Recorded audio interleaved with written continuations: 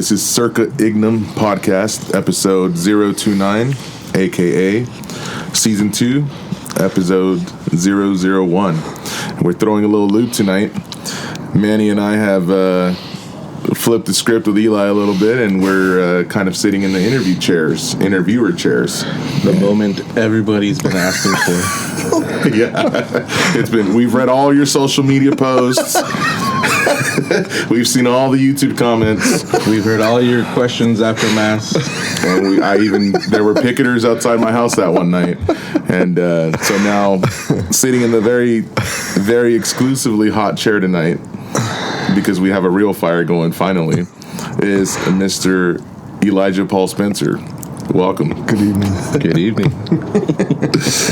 Oh, man. So we kind of talked a little bit about making this kind of like the kickoff to what would be kind of the second season of Circa Ignem. We have been a little inactive, and so for any listeners who maybe expected a little more of us in these last few months, we do apologize sincerely.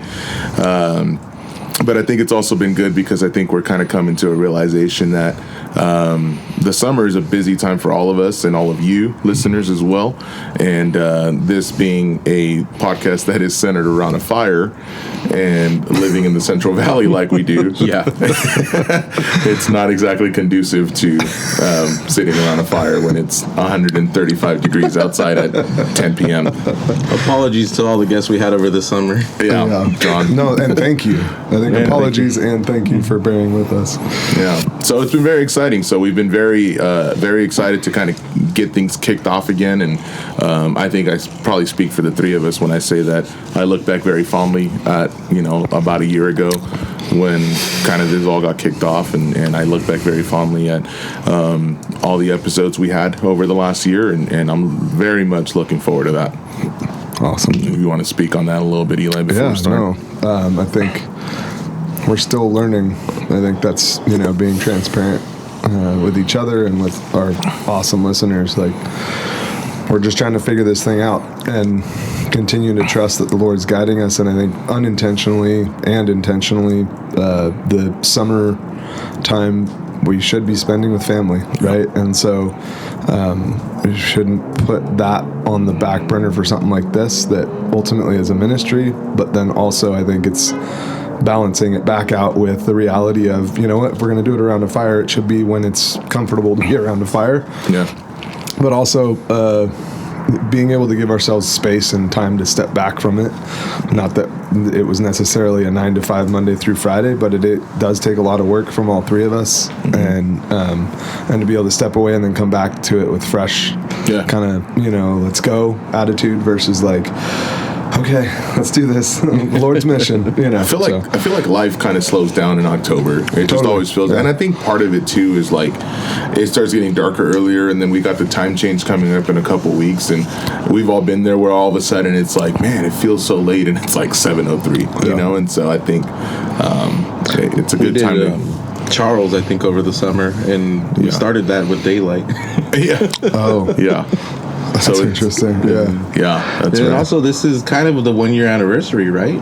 Is it? Yeah. How close are we to the date? So I didn't even verify. We dropped the first one on the 15th, I believe. And that was, Ricky mentioned it, that the first few episodes kind of hit or miss, but it was primarily, I think, the 3 or 4 of them were just me and a guest. Yeah, it was the 15th, yeah. Yeah, it was exactly the 15th, so we're recording on the 21st, so 6 days, past, I'd call it. Yeah. It's a good anniversary time zone. So to celebrate, we have Eli. Yeah. That's right. I think, all tongue-in-cheek aside, I think it was due. It is due.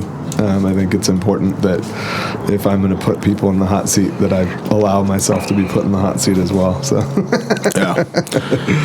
yeah, exactly. So we've been looking forward to this. Real quick, just want to plug in a little bit of our stuff because we are kind of trying to get this thing back up and running, and we are very appreciative of all of our listeners, and we want to keep this thing growing. So follow us on our socials, Circa Ignem on Instagram. There's First Fruits is at Facebook. Or it's First Fruits is Facebook. We got the YouTube channel, and then we also have the merch store where we sell the First Fruits hats. We got sticker decals on there as well. And then very lastly, spread the word. If you're an avid listener of this show and you've been touched, inspired by it, whatever, spread the word. Share the show with a friend or two, and help us continue to grow this thing. Pray for us. That's the other part. Yeah. Probably the most important part is pray for us. Pray for the mission of this to continue to be revealed and unfolded. So, amen. All right. So we're going to start with the reading of that Eli provided, which is coincidentally a year almost to the date. October 20th last year was the episode 3 called The Story, where he shared the inspiration for this podcast. And this reading will sound very, very familiar to those of you who remember that episode. Now that very day, 2 of them were going to a village 7 miles from Jerusalem called Emmaus, and they were conversing about all the things that had occurred. And it happened that while they were conversing and debating, Jesus himself drew near and walked with them, but their eyes were prevented from recognizing him. He asked them, "What are you discussing as you walk along?" They stopped, looking downcast. One of them, named Cleopas, said to him in reply, "Are you the only visitor to Jerusalem who does not know of the things that have taken place there in these days?" And he replied to them, "What sort of things?"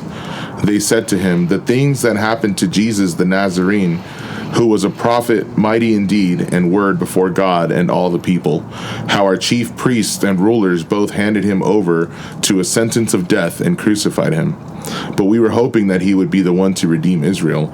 And besides all this, it is now the 3rd day since this took place. Some women from our group, however, have astounded us. They were at the tomb early in the morning and did not find his body. They came back and reported that they had indeed seen a vision of angels who announced that he was alive. Then some of those with us went to the tomb and found things just as the women had described, but him they did not see. And he said to them, 'Oh, how foolish you are, how slow of heart to believe all that the prophets spoke. Was it not necessary that the Messiah should suffer these things and enter into his glory?' Then beginning with Moses and all the prophets, he interpreted to them what referred to him in all the scriptures. As they approached the village to which they were going, he gave the impression that he was going on farther. But they urged him, 'Stay with us, for it is nearly evening and the day is almost over.' So he went in to stay with them. And it happened that while he was sitting with them at table, he took bread, said the blessing, broke it, and gave it to them. With that, their eyes were opened, and they recognized him, but he vanished from their sight. Then they said to each other, 'Were not our hearts burning within us while he spoke to us on the way and opened the scriptures to us?'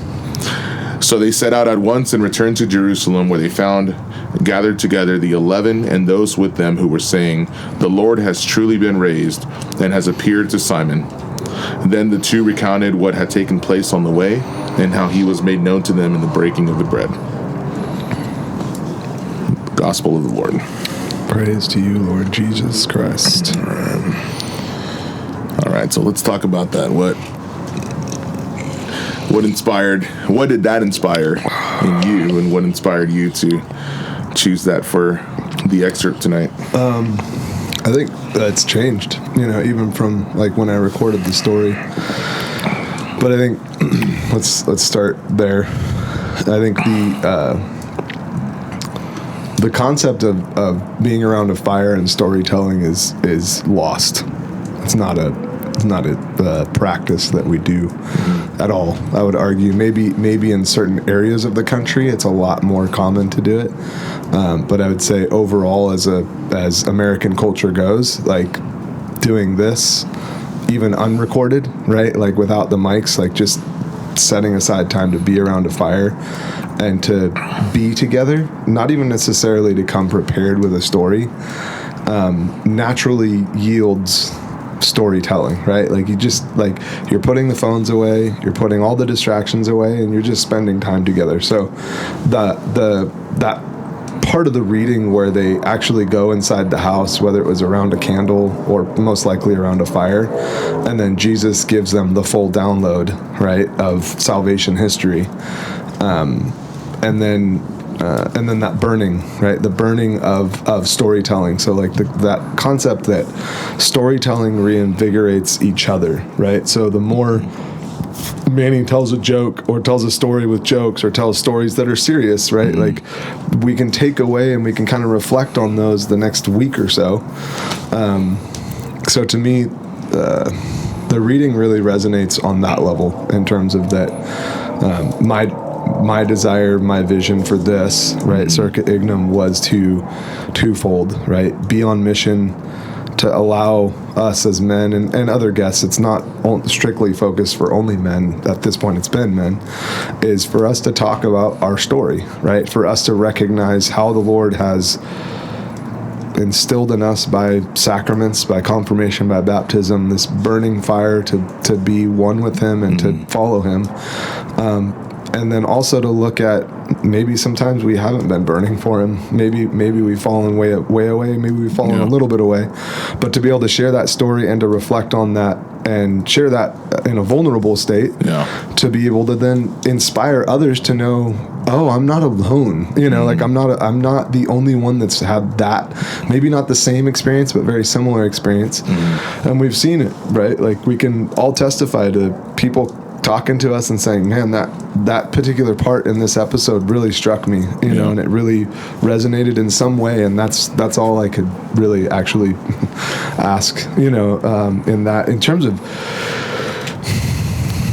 I think when I recorded that, it had been like 18 months of really just wrestling and struggling and fighting with, you know, no, I don't want to do it. Too much work. It's too much. No, I'm serious. Like, you know, it's just the laziness, you know, in me. Now it's interesting because it's funny how that reading, we just had it in one of the daily readings, I think a week ago, 2 weeks ago. You remember, Manny? I think it was this weekend, actually. Was it this weekend? It might have been. Oh, it was. Yeah. But I think it was also like a couple weeks ago. So like I was getting the double whammy. It comes up throughout. Yeah. You said in the daily readings, right? Yeah. And I would have never guessed how much that initial like kind of just prodding, poking from the Lord would lead to a year ago starting something like this. Yeah. And then now looking even this last year, how much I can say He's really just done a number on me. And I mean that in both the great ways and just a complete wreck in other ways, in a good way, you know, of like He's continuing to just chisel and smooth and work and do what He needs to do in order for me to be a follower of His. You know, and it's awesome that it's cool that we're talking about this. Like we literally picked this right before kicking off the episode. So like for me, just like kind of thinking about it, it's like that's the beauty of the Word, is it's eternal. It doesn't, you know, like we can keep reflecting on the same passage and it will mean different things as we move and continue to strive. No, so. I think there's so much to unpack in that. Rather long excerpt that we just read. I was going to say. It was a little long. Coming from the guy that's always giving me crap for long excerpts. I got to, it was, for the record, so the listener knows, Rick is always giving me crap. Dude, that was too long. Oh, man. So it's verses 13 through 35, and I think by verse 20, ignore that. By like verse 24, I was like, how much more we got? No, but your voice sounded great reading it though. You can do Bible on audio. You know what's funny is that was me, sorry. I was on the brink of becoming a reader at Mass, and I even like auditioned, like went and Rick Page had me read. Like it was funny because when I walked in, he was kind of like, I could tell he was a little judgy, kind of like, oh, all right, you know. And then I went up there and he was like, yeah, I'll have you read a couple readings, you know, we'll see how it goes. And I read one, and he was just like, yeah, I don't need to hear any more, man. You're good. What can you start? and then I joined the choir, and it was like, yeah, that's all she wrote. We're not gonna have you read anymore because that's not. Anyways, what I was gonna say say though is there's so much there in that excerpt, like, and there's so much to unpack. And to your point, even as I was reading it, I'm like, there's so much that just jumps out. Like, the word truly is alive in that it speaks to you in a lot of different ways, but and in different times of your life as well, in different ways. The one that jumped at me, and you kind of alluded to it when you were talking about kind of like burnout, you know, or when we get those moments where we kind of burn out, and you mentioned kind of in this last year when it said, with that their eyes were opened and they recognized him, but he vanished from their sight.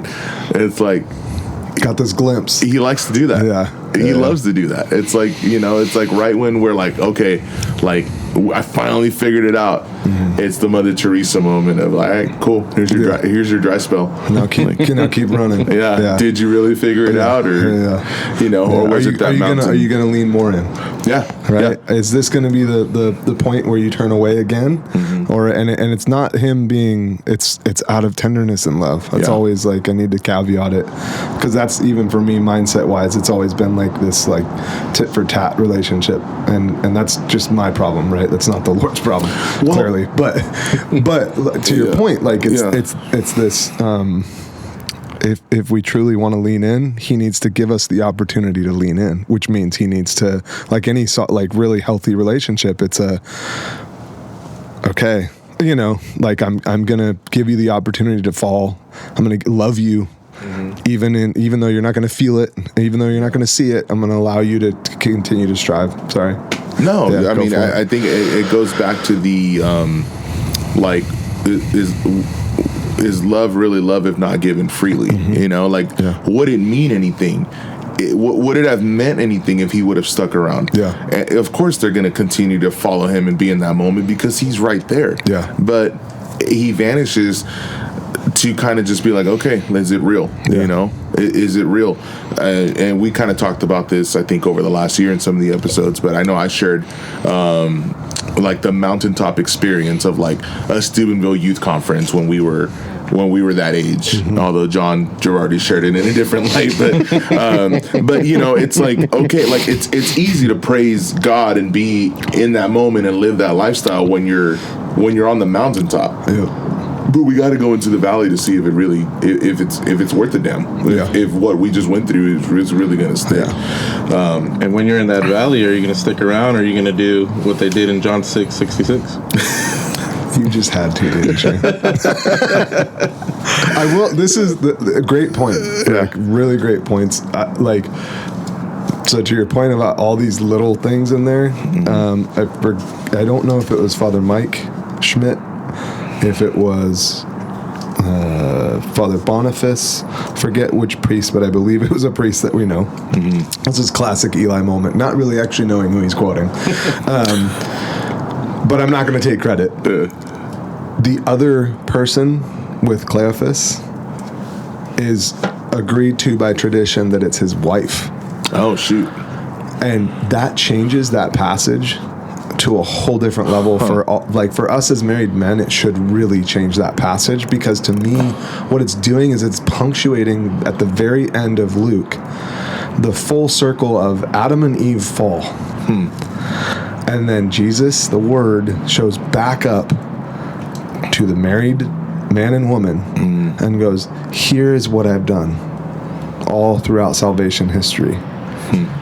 It is yours to continue the mission, right? So he returns back. It's this cool, really cool, like, if you meditate, and I haven't even done enough meditation on it, but I was like, I've always thought it was two men walking along the road. I never would have thought, shocker, although disciples were men and women, right? But that this would be a married couple, right? That would be walking along, and then he shows up. And then it's this full, like, basically like this full, complete revolution, like, cycle of, I make all things new. And I want you as the married couple to now be the ones that understand the gravity of what has just happened. You know? Wow. That's great. I never, I didn't know that. I never heard that. That's really cool. Really cool. Yeah. And then one of my favorite scripture passages, which again I think leads back into kind of what we were just talking about. It's like what kind of keeps us going in those moments when he does disappear. I love this when they said to each other, "Were not our hearts burning within us while he spoke to us on the way?" It's like, man, like that's like they didn't even recognize that it was burning until he leaves. Like they're recounting, like, and it's funny to phrase it in that way, like a question, like, were not our hearts burning? It's like they were, right?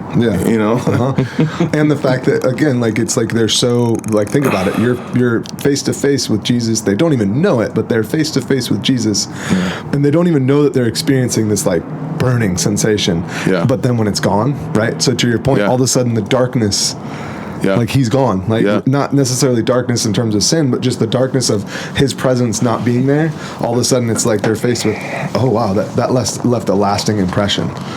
That was something that I can't do. Which is the other thing too, and like, I mean, we could probably make this whole episode about this or whatever we want, but it's so many things that just jump out, because that's a metaphor for, like, they didn't even recognize him. And it's like, and in our lives, like, how much goes on in our lives, whether it be something good or most of the time pain and suffering, and that's him, but we don't see it. Don't even recognize him. It also sounds almost like an answer to their own doubt of like, wait, was that Jesus? But wait, weren't our hearts burning? No, that had to be him. So when I think, to your point, I think Father Kling mentioned this, I think on Sunday, was in terms of how we can even experience that. And to your point, Rick, like we can experience this close union with the Lord at moments in our life, and how there's still this possibility that we can turn away from that and legitimately not recognize the fact that we have been indelibly marked by this moment, and yet still just be like, but it's gone. And it's like, and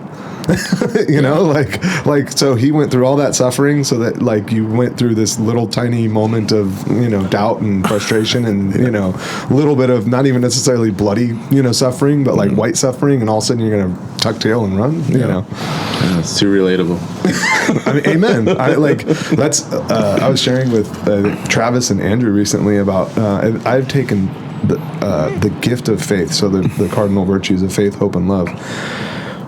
Faith I don't feel like I've ever really actually faced faith and said, I don't know if this is real. You know what I'm saying? Like, and that's a gift. Like, I have to recognize that as a cradle Catholic of, I've never wrestled so much with my faith to the point where it's like, I just want to walk away. You know what I'm saying? That's a gift.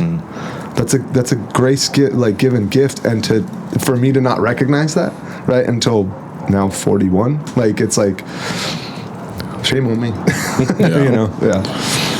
Well, stay tuned, folks. We'll hear a lot more about this as the episode goes on. All right, so now we're going to move on to the lightning round. We have to get a sound effect just for season 2. New for season 2 sound effect. They gotta be the most ridiculous, corny sound effects ever. For the YouTube, it'll be like the old Home Improvement when, like, the freaking tool chest folks. All right, the not so lightning round. All right. So, Eli, what is your wake up routine? Which day of the week? All right. I'm kidding. No, my classic face-off question back for a question. At least 2 to 3 days of the week, I will be up right around 4 a.m. and get going. I slam some electrolyte, salt water, get out the door and train jiu-jitsu.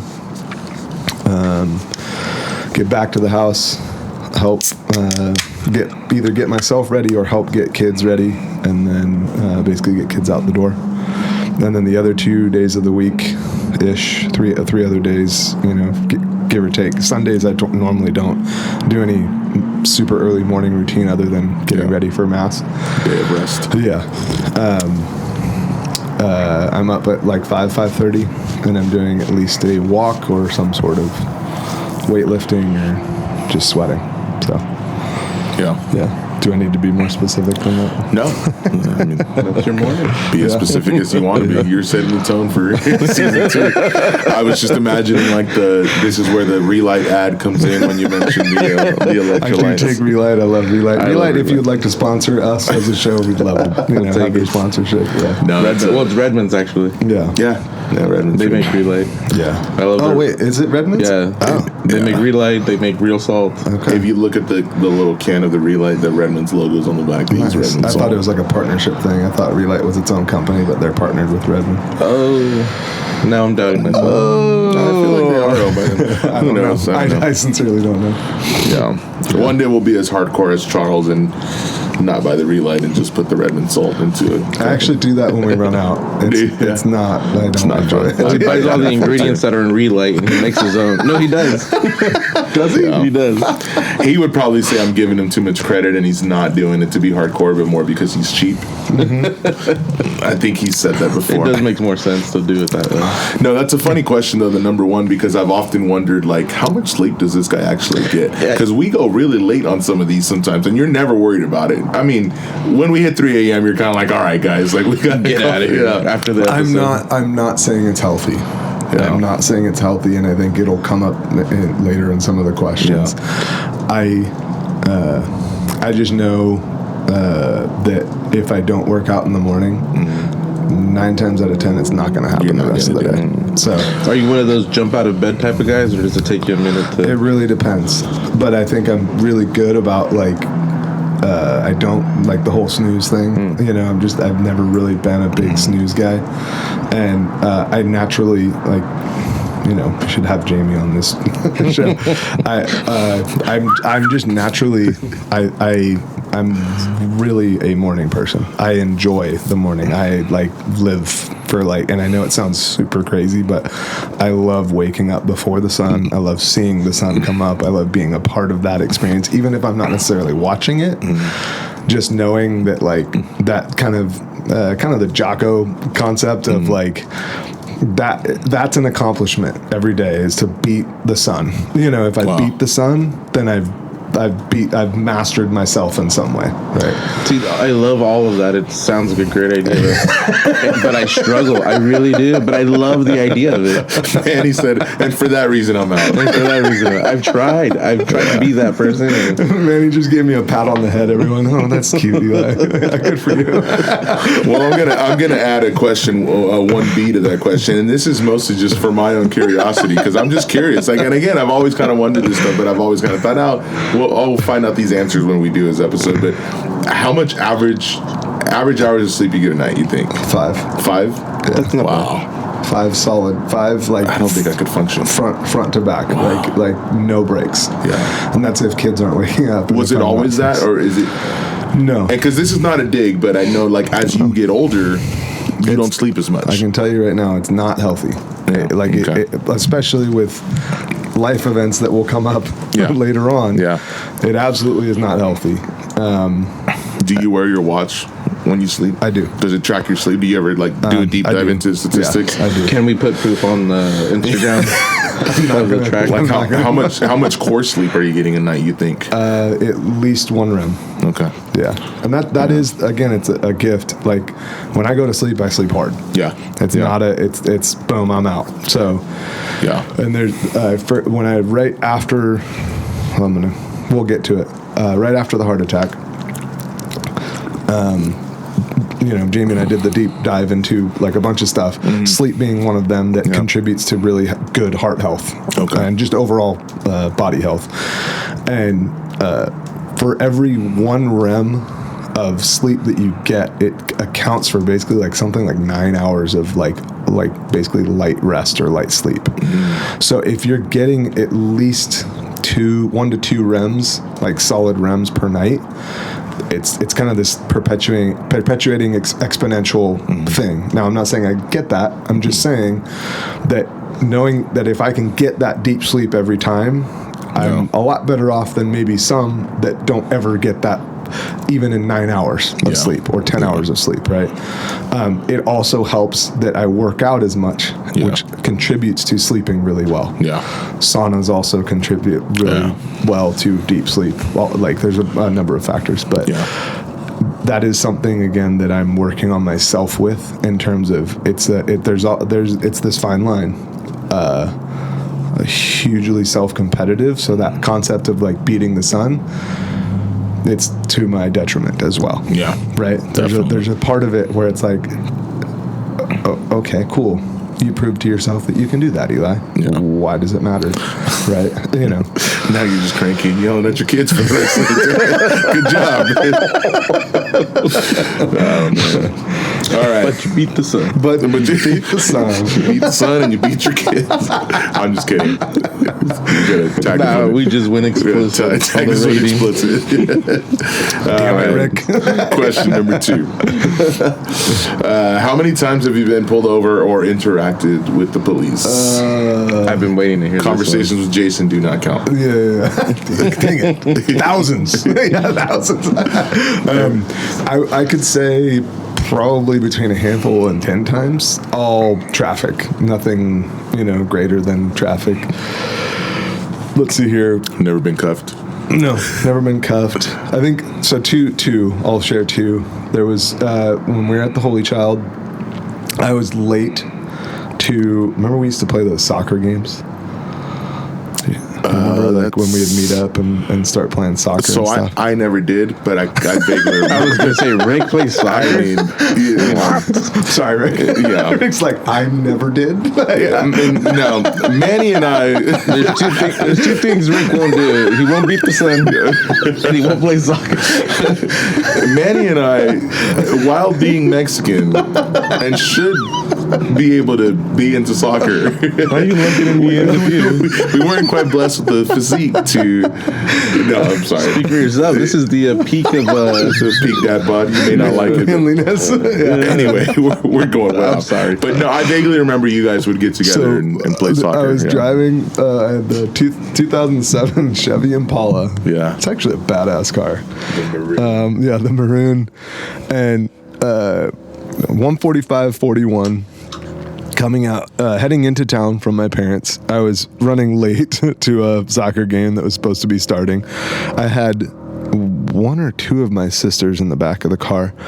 And when you hang the left going into town off of 145 to 40 onto 41, it's basically south 41. It's at that point in time, I don't know now, but it was 55. It was a 55 zone. I'm going like 72, 73, like I gun it. That Impala like moved. And it's one of those, I'm driving this way, the CHP passes me this way. And I was like, oh man, I wasn't able to even pull like my foot off the gas. Like I was still just, and he just like right by. And I do don't like move my head too much, but I just look in the rear view and sure enough, just flips. And I'm like, and I just pulled over. Like I knew right away. So I pull over and I think that actually helped me a lot. But my sisters are in the back and they're like, because they're like super young and they're just like, oh my gosh, like they're freaking out. And I'm like, it's fine. Like I'm just going to get a ticket. Hopefully not, handcuffed because of reckless endangerment or whatever, because of being almost 20 miles an hour over the speed limit. But anyways, officer walks up. Sir, do you know how fast you're going? I'm like, I have a pretty good idea. I was like, he's like, I noticed that you pulled over. He's like, I really appreciate it. You didn't try and, and you're not fighting me on it. He's like, I'm not going to write you up for what I should write you up for because, like, you seem like a solid enough dude. Slow down, Nice. Hit me up, and then, moved on my merry way. But I just remember the girls in the back being like, oh my gosh! They thought that, like, it was prison, like, I think that was the first experience they'd ever had. Second time, this one's even more funny. So this was... Our brother's a criminal now. Yeah, basically. If we only knew. Something we'll dive deeper into later? No. So Jamie and I, this was Holy Child. We weren't, courting or anything like that. We were friends. But right there off of Knees and, come on, Friant. Yeah, Knees and Friant. That on-ramp onto 41. Yeah. We were listening to, I think it was Dashboard Confessional or Jimmy Eat World, and just cranking it, and it was awesome. It was like a spring day, windows are down, and we're just having fun. Yeah, we're just like getting after it. And as I'm getting onto, this is how crazy. So she has the Chrysler Sebring. For those that don't know, it's like a V6 sports car with 2 doors that thing was fast, and it was like one of those like college kids should not have a car this fast. Well, especially when she went from that mom van she was driving before that. It's like she probably felt like it's like you take off the weighted vest or the weighted ankle things, and now you just take off. Yeah, good analogy. Yeah. So we literally coming on, and I'm literally like swirling back and forth as we're getting off to the beat of the song, as we're getting on to 41. This is like midday, mid-morning, mid-afternoon. It's it's college years, so like we didn't have like a full work schedule and not a full school schedule, so it was some like weird time zone. Yeah. Anyways, we're just freaking singing our hearts out, like having a good time, and I'm like just whipping the wheel back and forth, and lights just woo, like, and all of a sudden I'm like, oh shoot, like, and we weren't going out, we weren't speeding, like we weren't speeding. Yeah. Didn't get a ticket on this, by the way, not ruining anything, but we pull over, and it was actually a police officer on the highway, which was weird, but I think he'd seen us like as he was passing by doing like that on the on-ramp. Crazy. Yeah. And so he just like, whoa, so he thought like he was like doing the whole, have you been drinking? Like all this. And I was like, officer, really apologize. No. More than happy to take a breathalyzer. We're just having a really good time. The song that's on, and he's just like, dude, have you heard this song? Vindicated. And Jamie, like, it's so funny. Jamie's such a champ. Like, she's just cracking up next to me, just laughing, and she no issues whatsoever. She was like, it was a fun memory. I don't think I got a ticket. I think awesome. He just was, but yeah. Yeah, all speed related or being dumb like that. So. As happens when you're young. Yeah. All right. What is your greatest accomplishment to date? I was trying to think of this one at least to have some sort of different answer. No. I for sure marriage, Jamie. I can't even finish that sentence. Yeah.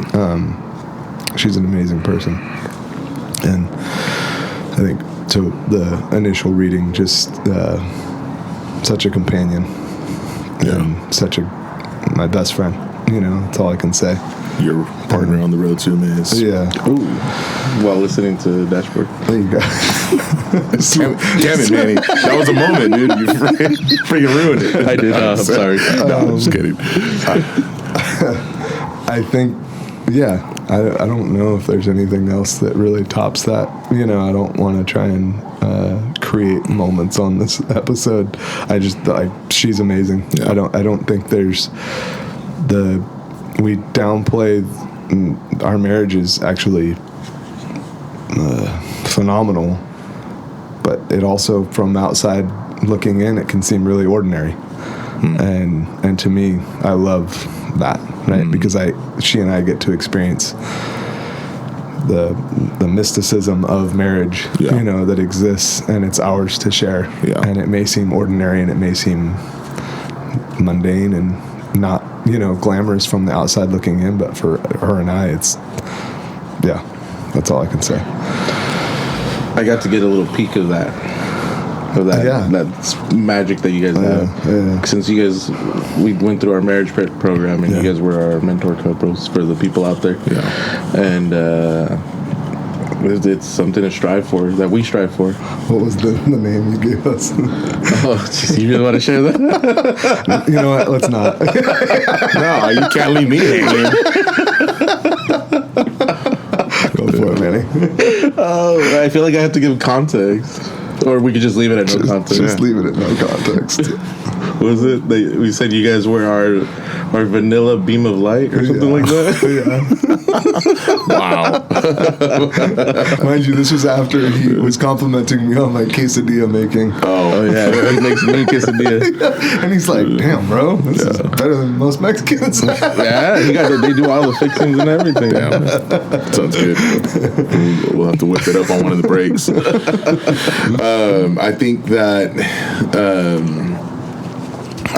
I think just to your point about like the outside looking in and the ordinary, and I mean I wish it was the ordinary, because I sadly, like in our culture, it's not really the ordinary anymore. That's actually a good way of framing it. I didn't think about it. But I mean, I think if we put a Catholic lens on it, the extraordinary, I think that's great. But I think too is like the fruit of that and a good like reflection of that is the children that come out of a marriage. And you got some great freaking kids, man. Like, I'm not just saying that because we're on mic, you know, but like your kids are, I kind of shared this with you, but after our camping trip, it's like when Kristen and I were really just mulling over, like, okay, like we, for the listener, in the absence of the podcast, we've welcomed our sixth child into the world a little over a month ago, and we were very privileged and honored to ask Eli and Jamie to be godparents. And into that decision making, like we talked a lot about, like I shared this with you, like after that camping trip this summer, where we were just like, man, like I just felt like we were very similar in parenting styles, but also just, I think Kristen and I both raved about just how great of kids like the Spencer kids are. Thank you. Yeah. And that's a reflection of that marriage. And I spent some time over the last month driving both of our oldest kids to their school, 2-3 days a week, and yeah, man, just great kids. So thank you. I think that's a definitely evidence of a great marriage. Oh, for sure. So, but greatest accomplishment to date. Are you going with that, or are you going with something else? No, there's so many things. I mean, you guys know, and I really don't. I feel like it sounds on mic like self-aggrandizement. I think you guys know. Yeah. What I mean, but there's so many things that I'm just privileged to be a part of, to have influence over, and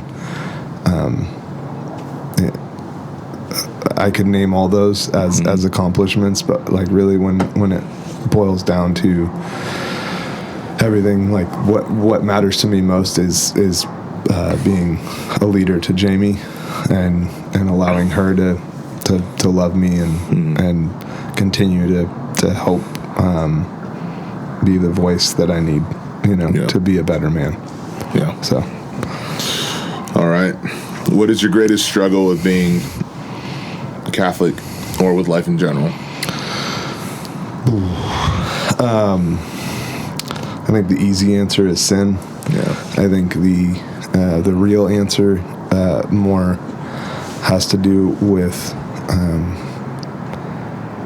I think the greatest struggle for me is really actually trusting that the Lord has given me an abundance of gifts and talents that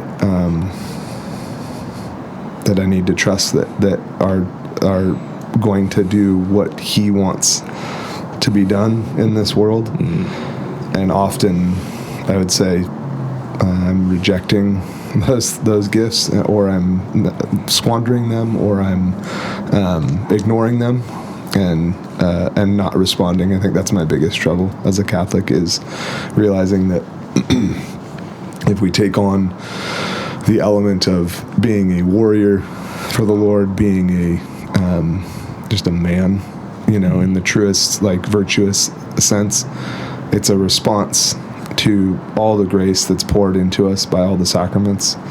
And I think my greatest struggle is not responding to that grace to the degree that the Lord inspires and gives. So, what a great answer, I think. I'm going with that, man. I said, like, I think we all can agree, yeah, sin. But to me, I'm gonna quote Matt Fradd: sin's boring at this point. I'm serious. Like, sin is boring to me. It's not. It is a battle. I'm not downplaying it. I'm just saying it's boring to me in the sense that I keep falling. Okay, so what? Right? Like, so what? I'm gonna get back up. But it almost seems like sin could be a symptom of not responding. Okay. Now we're going somewhere. That's why I'm saying, like, your answer. Well, it's been different, I think, than any of the answers we've had so far, right? And it really, I don't know how much you thought about this. I didn't. I told you guys I don't have. For the listener, I normally have an iPad and I have 2 or 3 things around me to rely on, and I don't have anything. You can ask them. But it's a really good, like you said, if you just respond, and I talked about this recently at our meeting about what the church teaches about how to become a saint. It's very simple, and it just requires you to do your part. And if you stop doing your part, then sin and all these other things come into your life, and I keep hitting that. But okay, I really like that answer. I don't have much to say about it.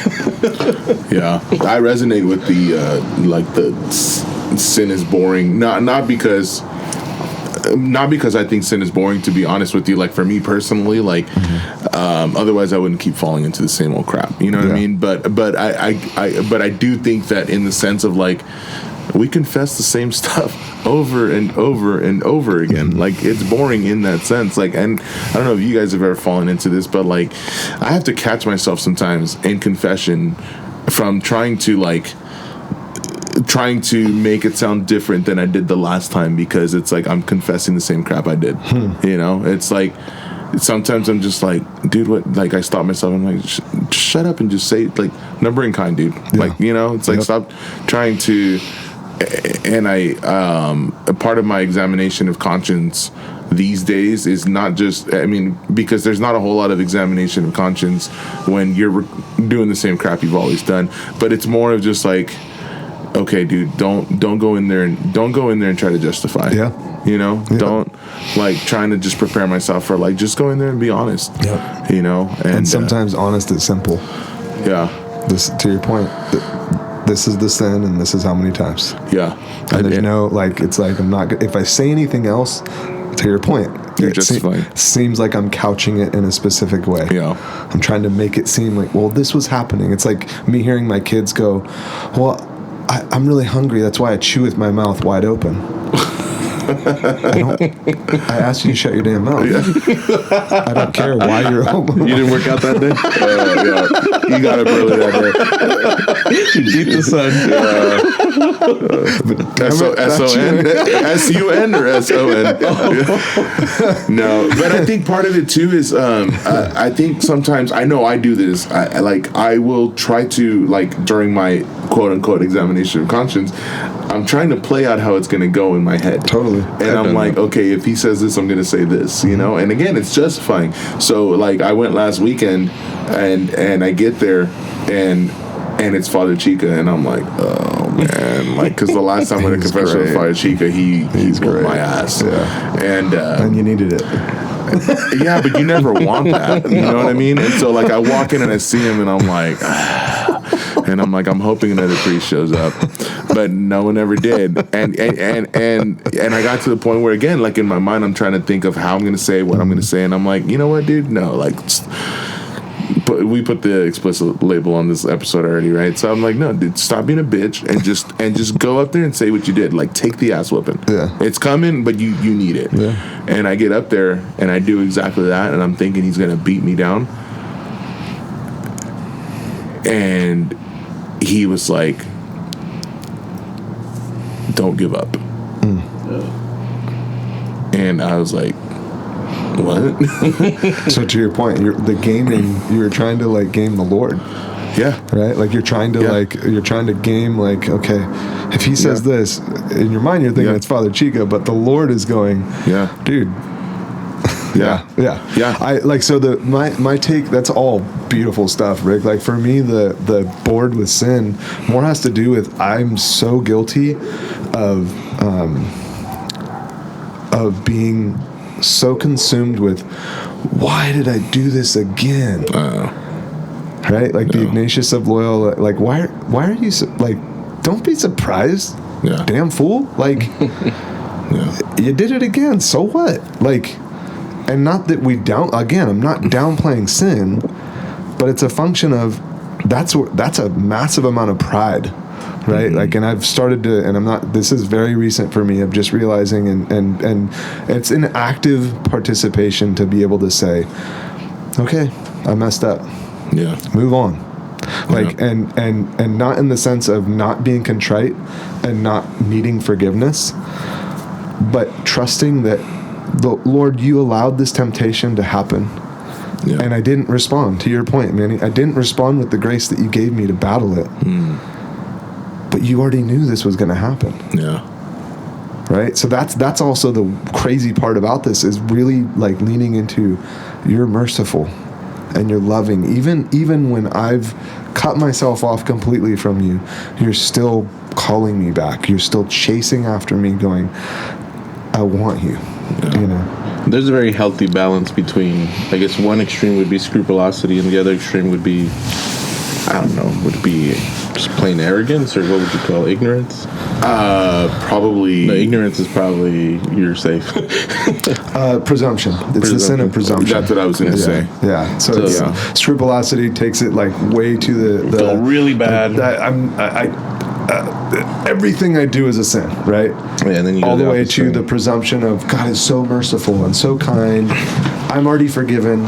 I can go receive Jesus in the Eucharist, even though I've committed a mortal sin. No, that's not okay. Well, you know what's funny about that, like that you bring that up, Manny, and that Eli, you put a word to it. It's like, I was having a conversation with Charles and Father Jacob a few months back. And Father Jacob said something that like just convicted the crap out of me. Like, he was like, you know what people never confess? Like sinning against sinning with the presumption of mercy. Never confess that. Yeah. And I was just like floored, because I'm like, you just floored me. I probably should confess that every single time, because again, we confess the same stuff over and over and over again because we have the presumption of mercy. We know that it's like, well, I can just go to confession. You know. I don't like this feeling. You know what convinced me of that was Father Michael's, what was it, 6 weeks ago, 2 months ago, maybe even 10 weeks ago now. I don't know, dude. It seems like everything just keeps getting faster. But he talked about the bishop's letter to the congregation and about how the amount of people receiving does not reflect the amount of people going to confession. Yeah. And it was like, that's a hard mirror to look in. To your point about presumption. Am I actually truly disposed and ready to receive our Lord? Yeah. Every Mass. And that should be an ongoing prayer through the Mass.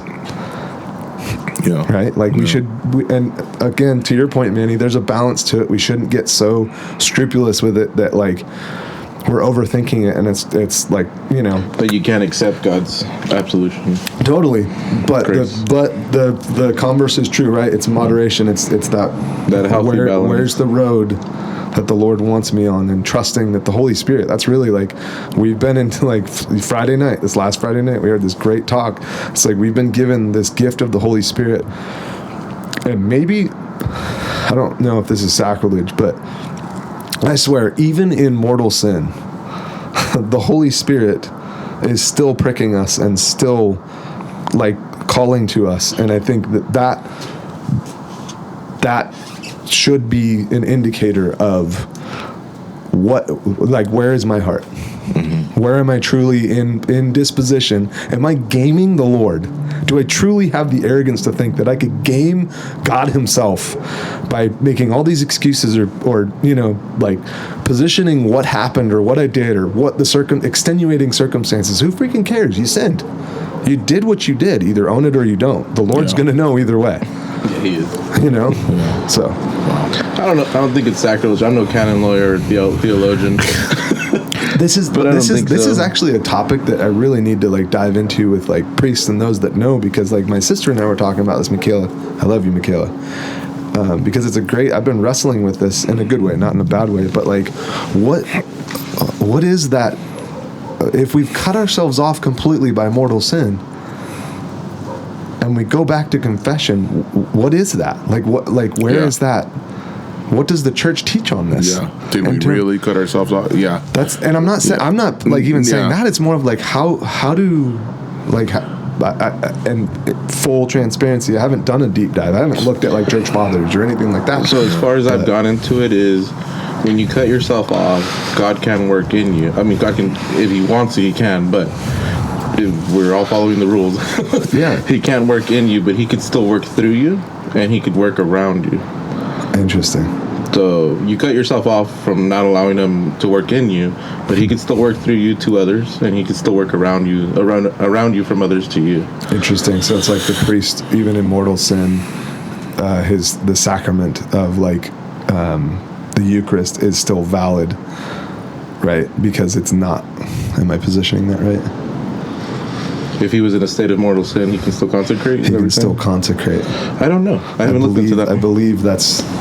Anyways, that may be an error, so for the listener, I may be way off. But I believe there's something to that, like, element where it's not an invalid sacrament in that case. Yeah. Anyways, that's way above my pay grade in terms of theology. So Yeah. Well, I joke that this is blue-collar Catholicism for a reason. For a reason. Well, I've been delving a lot into spiritual warfare, and one thing I've learned is that God will allow possessions. Well, actually, every possession is God allowing it. Because He's God. Like, nothing can happen with or without Him, but not necessarily directly. It's allowed, to your point. So even within that possession, if someone's being possessed, God is working by allowing it. Wow. So that's why I said, when you said that, I don't think that's sacrilegious, but like, again, this is blue-collar theology. Yeah. Well, correct is on the... Correct is in the comments. Jimmy Aiken, Trent Horn, Scott Hahn, feel free to come on. Click like and subscribe though before you do, please. All right. Final question in the lightning round. Why are you the way that you are? You dirty monkey. I think the last, year, so Exodus 90 to present, has really kind of, I think, culminated in a realization of a lot of my motivation to this point has been, and this is what I was alluding to with like waking up early and all that, is I operate and have operated whether to prove everyone else wrong or to prove myself wrong for a long time. And I've bought into that lie for too long. The Lord's working. It's a hard thing to let go. And it's a lot of control, and I don't know when it began. And it doesn't matter when it began. It's about like getting rid of it and allowing grace and sacraments and my wife and you guys, brothers, to help to really fashion that and continue to be revealed His glory in me. So that's a simple way of putting it, but I guess that's a really serious answer. But yeah, that's been a big motivator for me is a really unhealthy level of I'm going to prove everyone wrong. We could say it's being a middle child. We could say a lot of things, but the reality is it is what it is. And now it's a function of just untangling that mess. And allowing, back to that commentary, allowing grace and the love of God to truly be center focused, because a lot of it's either been self-focused or trying to please or piss others off that don't matter, So, and I think the deeper core is I've believed for a long time that struck a chord with me, Rick, what you said, like trying to couch and trick God into like thinking that this was okay and that this was a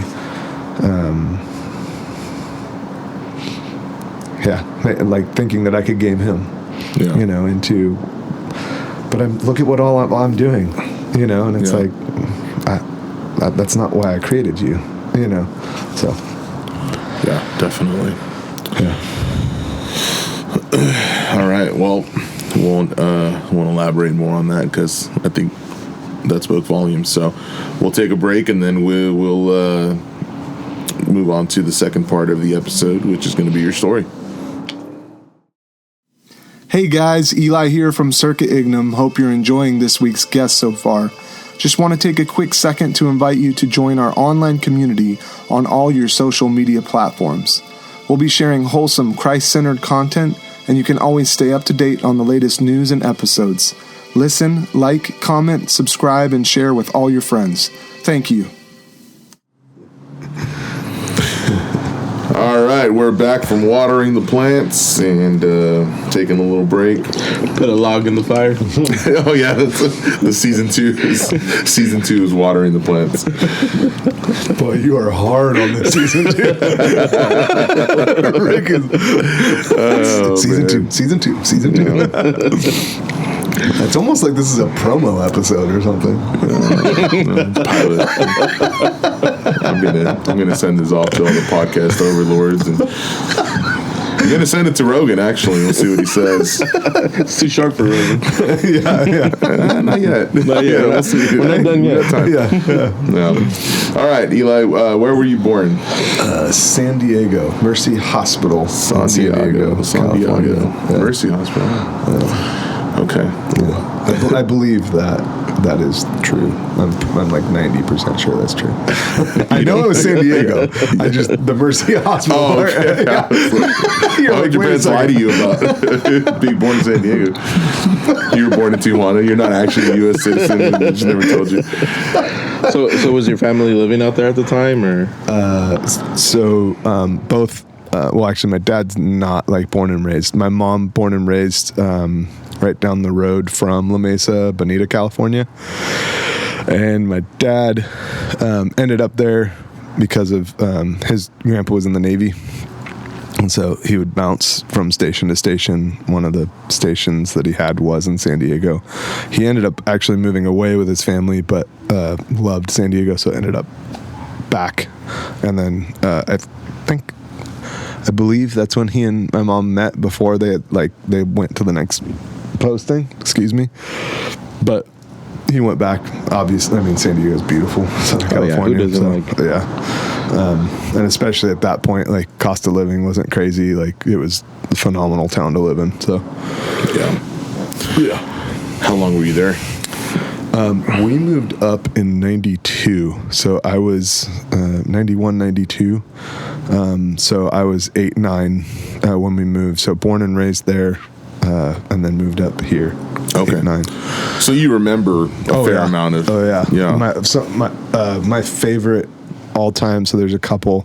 My favorite all-time memories, my dad would go fishing off the jetties a lot, and he would take... I think a number of us, but I just remember my brother Joseph and I going a lot with him. And it's funny, it reminds me a lot of like our own, especially like our younger boys, like 5 to call it 8, 9, 10. How that like really wanting to fish and then the reality of actually fishing are two very different things at that age. And so I swear it probably was, yeah, let's go fishing. We're all pumped up. And like 5 minutes in, it's just like, screw this. The pole goes away. But it was cool because the jetties are massive there. And we would basically get sticks, and my dad would put a little bit of fishing pole with sometimes not even a hook, just string, and then he'd put some of the bait, like the live bait, and we'd catch crabs. So we'd dip these sticks down like into like the rock crevices in there. Sometimes we could actually climb down in there, and these crabs would just like scurry out, grab on, and they wouldn't let go. So we just pull them up, put them into a bucket, and then swear we would take care of them, take them home, and then they'd die. Yeah. So we used to do that with crawdads, but with the chicken leg or chicken foot. Nice. That's awesome. Not leg, the foot. Sorry. Yeah. What's a jetty? So sorry, it was funny. My thought, I was like, I should probably explain this. So jetty is they're man-made, and they're meant to help with like tide. So Like breaking of the... It's like a line of rocks. Yeah, it's a Yeah. huge line of rocks that goes out in like a straight line, and you typically don't just have one. There's like multiple. Like if you see aerial footage of like bays and stuff, you'd know what they are. Yeah. But when you get on them, like the magnitude of these rocks is massive. Like they're not small rocks. So like think of big boulders that are all kind of toppled on and made into like a berm. Yeah. And so you have some areas where they fill in nice and neat, and then others where it's like you can crawl down in and then crawl back out in a different spot. Morro Bay, I feel like is a great example of. Yeah. Which I didn't know this till recently. We went out there a few years ago, and every time we go visit like one of those places, I just do a deep dive on like Wikipedia and all this stuff, just trying to learn the history of it and stuff. Apparently our military trained for the Normandy invasion at Morro Bay. That's at awesome. The jetties, yeah. Now that you mention Yeah. it, like, I mean, the landscape does seem It makes total sense. Yeah, I was like, that's nuts. Yeah, tripped me out. Yeah. That campground, Montaña del Oro, dude, like to your point, Manny, like that, it's a rock face. It's like a cliff, and it's right down the road, so it makes sense. You can use all those different landmass objectives to recreate the same, having to storm, a beach that isn't in your favor. Let's just put it that way. Yeah, yeah, exactly. So that was pretty awesome. That's cool. Shout out to Saving Private Ryan. Yeah, Great movie. yeah. Cool. So grew up in San Diego. A fair amount of your childhood. So you already shared a little bit, but I mean, what are some other stories that you remember growing up there? Going to Padres games? Yeah. We went. Not like, it's funny. Super vague memories. This would be Qualcomm. Yeah, it's Qualcomm. It wouldn't be Petco.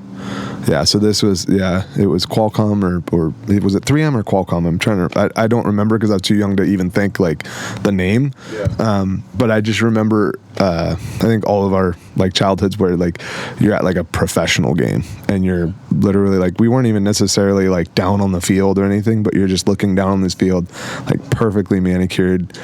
We're, big fans, still a fan. You gave me a hat.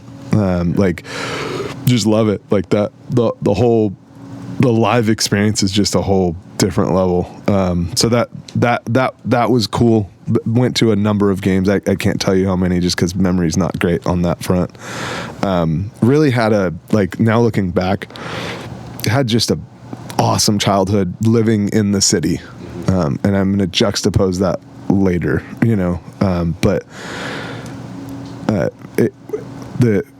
that part of La Mesa, Lemon Grove, became a big haven for gangs, which was one of the big reasons why we left. But before that, it was think of your 80s, 90s shows that you've watched, movies where it's quintessential kind of golden years of growing up as a kid, where we'd be on our bikes the whole day, riding up and down streets. No joke. At least in memory, in my memory, it really was just this cool, good memory. Is my dad super handy? You guys know this. So I was probably 5 years old. We built a BMX style bike together. And I just remember being this is cool. I didn't do jack. I'm 5 years old. But I was involved in it, and he was allowing me to help him build this. He got the frame and then just basically put tires and chain and all that. And then that's what I rode around with my brothers. My brother Matthew and Luke, I think, developed this whole delivery system. So that we'd put these macaroni boxes, with, zip ties, on the front. And I forget what we were delivering, so I can't tell you, what it was. But, they were going around the neighborhood, with these things strapped, and then they strapped those onto my bike, too. So, it was, this cool, this gang riding around with other, kids in the neighborhood, delivering stuff. I know it wasn't illegal, but it was just cool. Baseball cards or something. Those were the types of things. We were just being kids, and we were just doing kid stuff. We weren't weren't inside, like a ton. My parents were really adamant about, like, get outside. Like, we're not worried. Just come home at lunch and, get back outside. Yeah. Another memory during that time period, my brother David was supposed to be watching us at home. I forget what my parents were doing. But I wandered out of the house and got my bike. And I was told specifically, because my parents were gone, like, you're not supposed to be out. Your brother's watching you. Like, you guys need to stay relatively close. We lived on Maple, I believe, Mm-hmm. and where our house sat was like at a T intersection. So we were looking like straight down a street.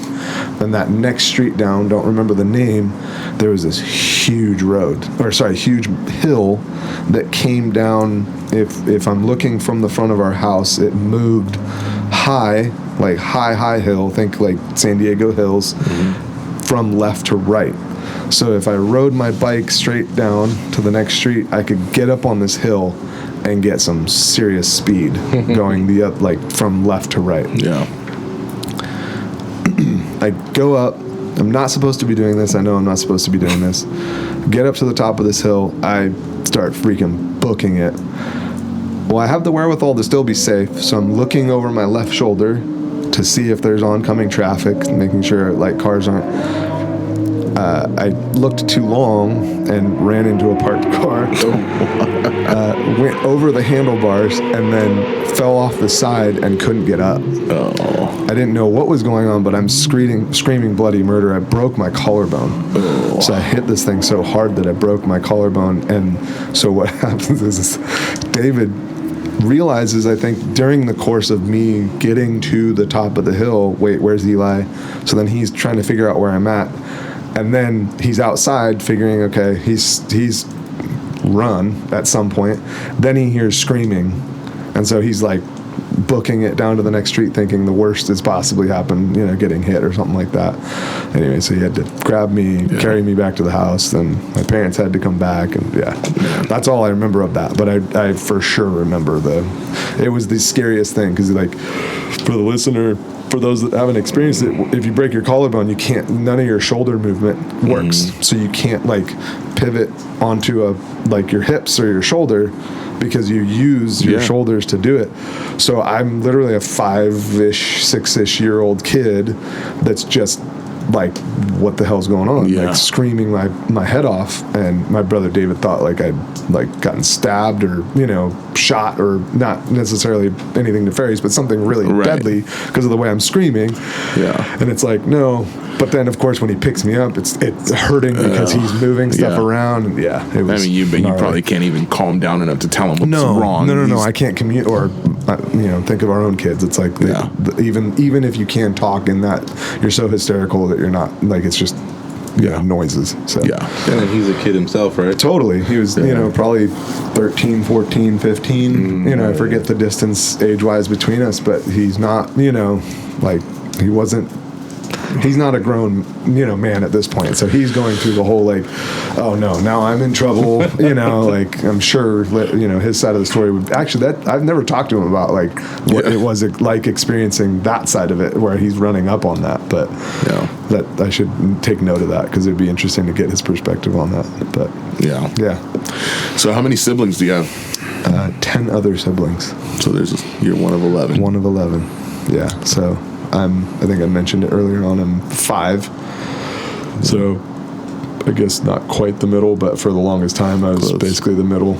And so it goes David, who's the oldest, Michaela, Matthew, Luke, me, and then Joseph, Nathan, Stephen, Katerina, Anne-Marie, Teresa.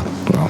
So and total span from oldest to youngest, how many years? Now you're really testing my knowledge.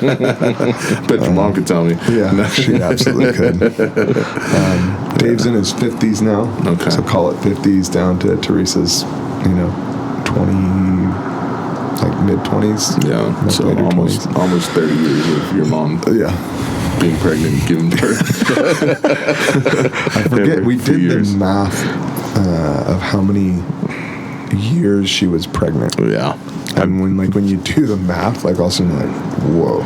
Well, we did that when we were at 5, and we were kind of, I can only imagine at 11. Yeah.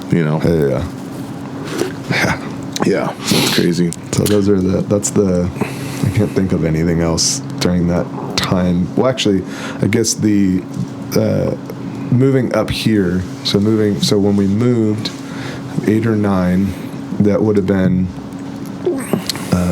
90, I said 91, 92. Yeah. Mm-hmm. So drastic difference. So we're coming from a house with a pretty good sized lot, number of beds. My dad had actually converted one of the rooms with basically the whole room had like a bed loft in it. So a lot of us younger kids would sleep at that point. Younger kids would sleep like group stage in that room, and then below that was the older one. So David, Michaela, and Matthew had kind of their own little kind of cubbies. And then backyard was pretty big, but again, like San Diego landscape, it wasn't flat like here. It was we butted up against kind of a hill. Yeah. You'd call it a hill. So back part was flat, and then it terraced up, and there was I forget what kind of trees, but it was more kind of tropical-ish in nature, right? So not like grass, but like palms and things like that. And then we had a big pool on that second terrace, so it kind of moved backyard up to pool, and that's where I learned to swim. Wow. But so juxtapose that with, we moved up to essentially an 800 square foot cabin that we ended up building onto. On, I think that plot was 40 acres. The Crine's plot was 40 acres.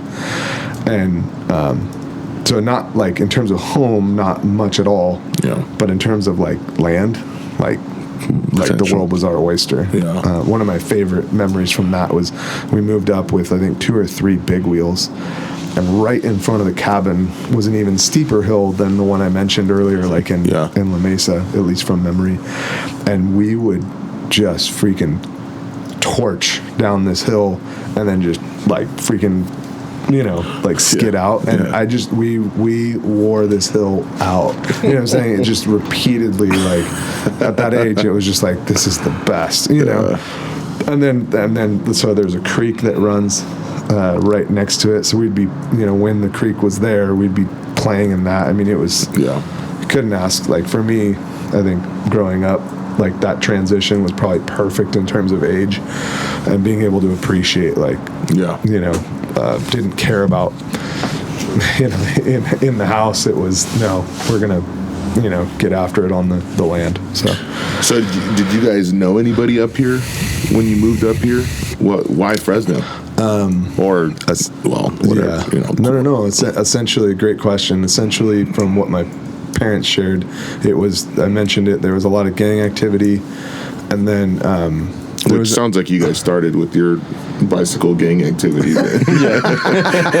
Totally. But then it moved up to carrying Uzis, and we were like, whoa. Well, your brother fearing that you were stabbed or shot was very telling. Oh man, I might be putting words in his mouth.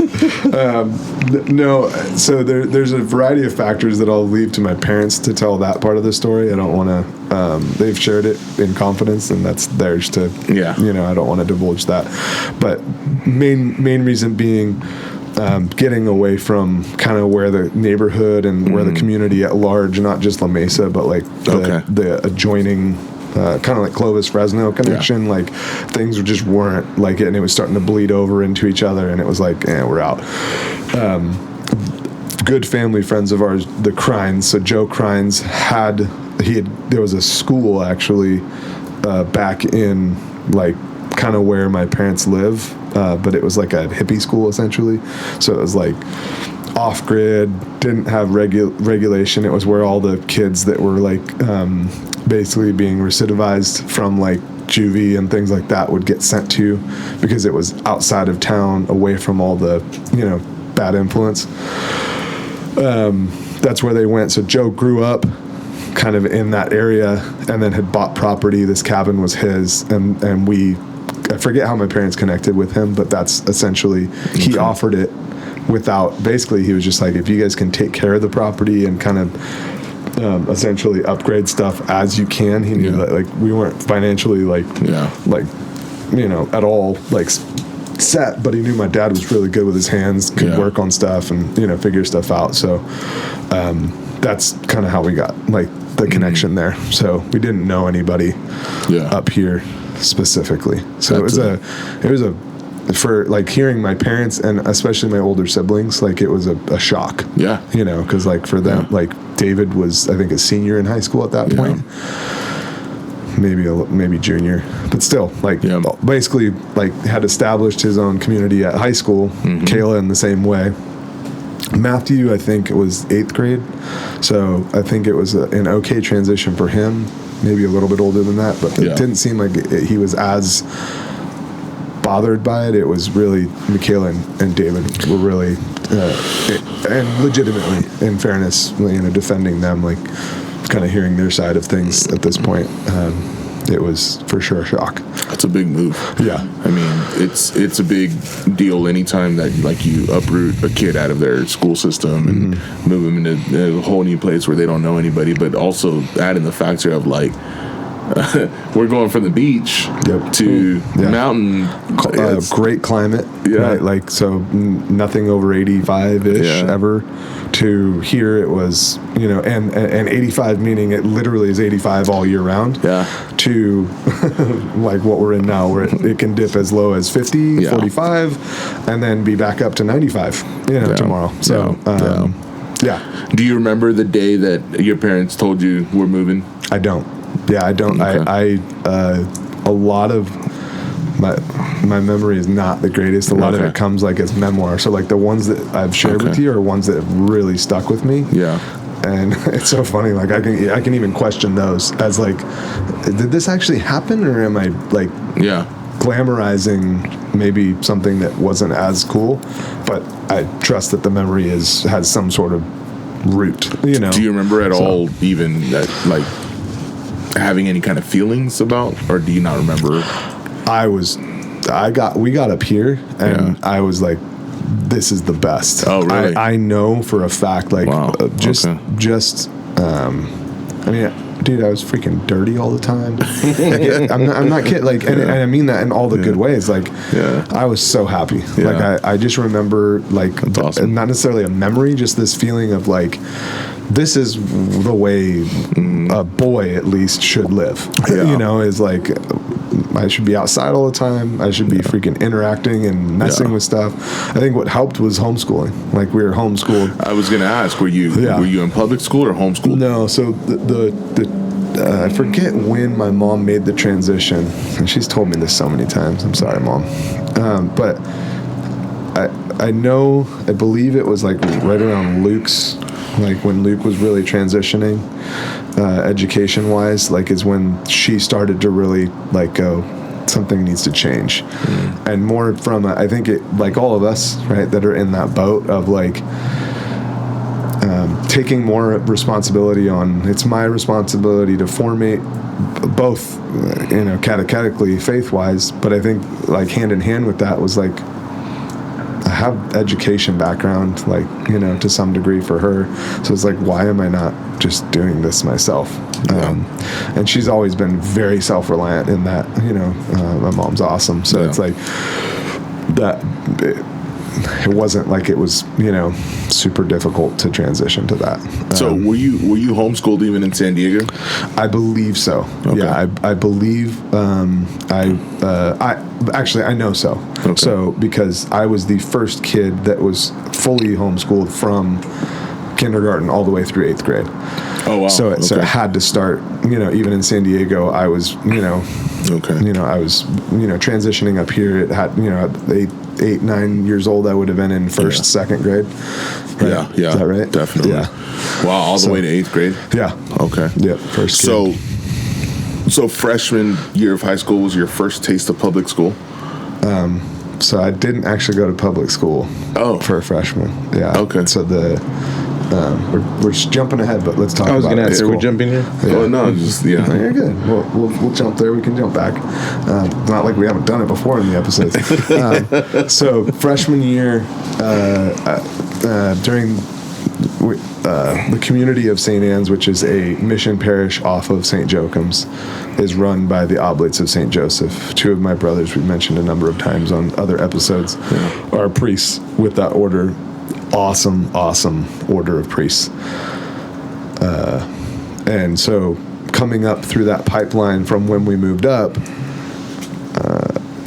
had just awesome image of like what the priesthood looks like, and really getting instilled the concept of vocation, the concept of our life is meant to be in service, and it's meant to be poured out for others. And so I was praying a lot from about 6th grade on, from recollection, and felt very called to the priesthood.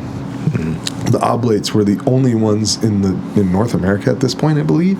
May have been one other that still had a true seminary high school. So freshman year was that I actually got shipped up to Loomis, Sacramento, and went to school. So like being formated by the Oblates, living on site at Mount St. Joseph, and then going to basically like a private, really small private Catholic school right down the road in Rockland. Oh, wow. So, okay. So for sure different, and I would say not necessarily rigorous in terms of academics. I feel like my mom did a really great job of like, I was ready academically, socially, for sure. Difficult transition. Yeah, very. I actually have a bunch of letters that I wrote back while I was there. That it's funny. I don't even remember this. It's like some sort of like psychological block. But there was for sure a lot of just like the big leap, big transition. Of course, a big transition because I'm also first time leaving home and being a freshman. You know, so it's like I'm not an adult. It was a pretty formative time. So. Yeah, and then also the school academic side of it wasn't homeschool. It wasn't my mom teaching me. It wasn't around my siblings who I could get in a fight with, and then we're hanging out the next hour. It's people I don't know, and some of them not cool, and some of them really cool. And kind of having to navigate that. So, did you say feeling called to the priesthood like all the way from 6th grade, like that early on? Yep. Yeah, so really ramped up like 7th, 8th grade. 8th grade, very late. They were doing, at this point, I think Jerry mentioned it, the Oblates were really good about doing like, I want to say monthly or maybe even like every other month. They were doing like come and sees. So, and it was all the way like middle school and high school. So they were inviting boys and young men at that point to come and check out the Mount St. Joseph. You'd spend a weekend. You'd spend it like they would, like praying with them the same, basically living rhythm of life the way that they would. And then they would give talks and all kinds of stuff related to trying to formate, and then also just sell it. You know what I'm saying? Really, it was their way of like marketing and saying, hey, this is a vocation, and we really want you guys to be open to this. So with everything you shared about that in such a young age, it's safe to assume then that your family was pretty Catholic as far as you can remember. No, there's no question about that. It wasn't one of those like they came into the faith later or got stronger in the faith later. It was as long as you can remember it. And I wasn't aware of it, but like, so this is kind of knowing now and hearing my dad talk about it. My mom has always been like super solid, daily rosary, very active participation within the church. My dad was more along for the ride, and not necessarily engaged in terms of as taking on the role of leader. I'm not saying that in terms of I felt that or experienced that, but he's expressed that to me so I can share it. And he's been very vocal about this. I think he shared it on his episode as well. He did. But that transition before moving up, it was really him all of a sudden buying into and taking on that leadership. So it was kind of him and my mom starting to really, the oneness, right, the grace of the sacrament was really starting to take full effect, to where they were seeing the necessity to move as part of God's plan. And you can see the fruit, so my dad's kind of story is he was kind of getting dragged along, and then ultimately started realizing, wait, no, I have a responsibility to own this, and the kids are going to benefit from that. So I guess in terms of what I felt or experienced or knew, right, in terms of knowing, didn't see it, but that's the way that I always knew, this is what we do, right? We pray the rosary, and we go to confession monthly, and we go to mass every Sunday, if not, a couple times a week. So, great question. Yeah, great question. Yeah, definitely. So, homeschooled, obviously, like elementary years into middle school. How much of that was actually just because making the connection between what you said about just like loving life, being outside? How much time was actually spent like academically, like doing school, and how much were you able to just be outside and just kind of grow up? Depending on my attitude towards like school for the day, or my ability to focus or not focus. It could be anywhere between, we'd be finished by lunchtime, or by like 2. Latest, right? Most of the time, the 2 was me not wanting to do math. And just being pissed off about having to do math or some other subject that I was not happy about doing that we did every day. So that, like, it really, that's the awesome part about homeschooling is you can knock out the schooling that all these kids are getting in 8 hours a day and 3 to 4. And the environment we were in, it was like, all right, go get them. No, and that's why I asked that question, because, like, we've seen it in homeschooling our kids. It's like they get to just be kids. They get to go and have fun and be kids and be done with school by noon. And they started at 9. And I'm like, why are they in school from 7 to 4, and then they get home and have all these hours of homework? It hasn't been up to this year, and I'm sure you're seeing it too. I don't know if it bothers you as much with Ryan as it does with me with Andrew, but like, they have a ton of work. They do. Like, way too much. I don't like it. Because I'm just like, when are you supposed to still be a kid and go have fun? I do wonder, not to get super tangential, because I still need to kind of dig in with Ryan. I think I know with Ryan's personality, she's like hyper-focused on really doing everything perfectly. And there's no expectation on Jamie and I's part to do it perfectly, which also means that she's spending, I'd argue, an inordinate amount of time on it, on homework, which at some level I'm proud that she wants to do stuff really well. But then I'm also going, but you're going to burn yourself out, babe. And so it's like it's this balance of, I want you to put the best effort into stuff, but you also have to be able to just look at it and go, I just need to get it done. And like, that's it. Like, so balancing that attitude of like wanting to do stuff really, really well for me. And also I question sometimes for me, we can talk about this off mic. I don't think this needs to be recorded, but like, I do agree with you that there is a little bit of like, and I think even my dad, like even educators would say, like, the proof's in the pudding now with all the data we have for what now 6 to 7 decades of the current curriculum model of like homework every night, that bit. It really doesn't actually retain. I mean, do you remember like half the stuff that from the homework that we took home? And I went to public school, and it's like, dude, this stuff didn't stick, even with all the extra work, both in class and and post. Like, come on, guys, it doesn't stick.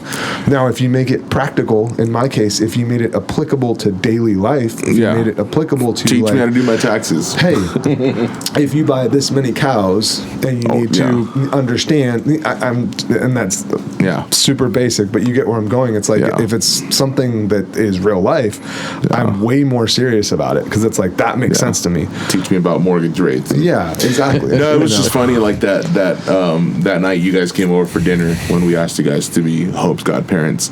And Manny, you don't know the story yet, but like, they come over for dinner, and then all of a sudden, like, well, Ryan showed up with her backpack, It's a Friday night, and then it's a Saturday night. Oh, Saturday night, and then Andrew walks out with his backpack, and they go sit down at the table, and they're like studying and doing homework, and I'm like, and Eli and I just both kind of look at each other, and we're like, "What are you doing?" Yeah.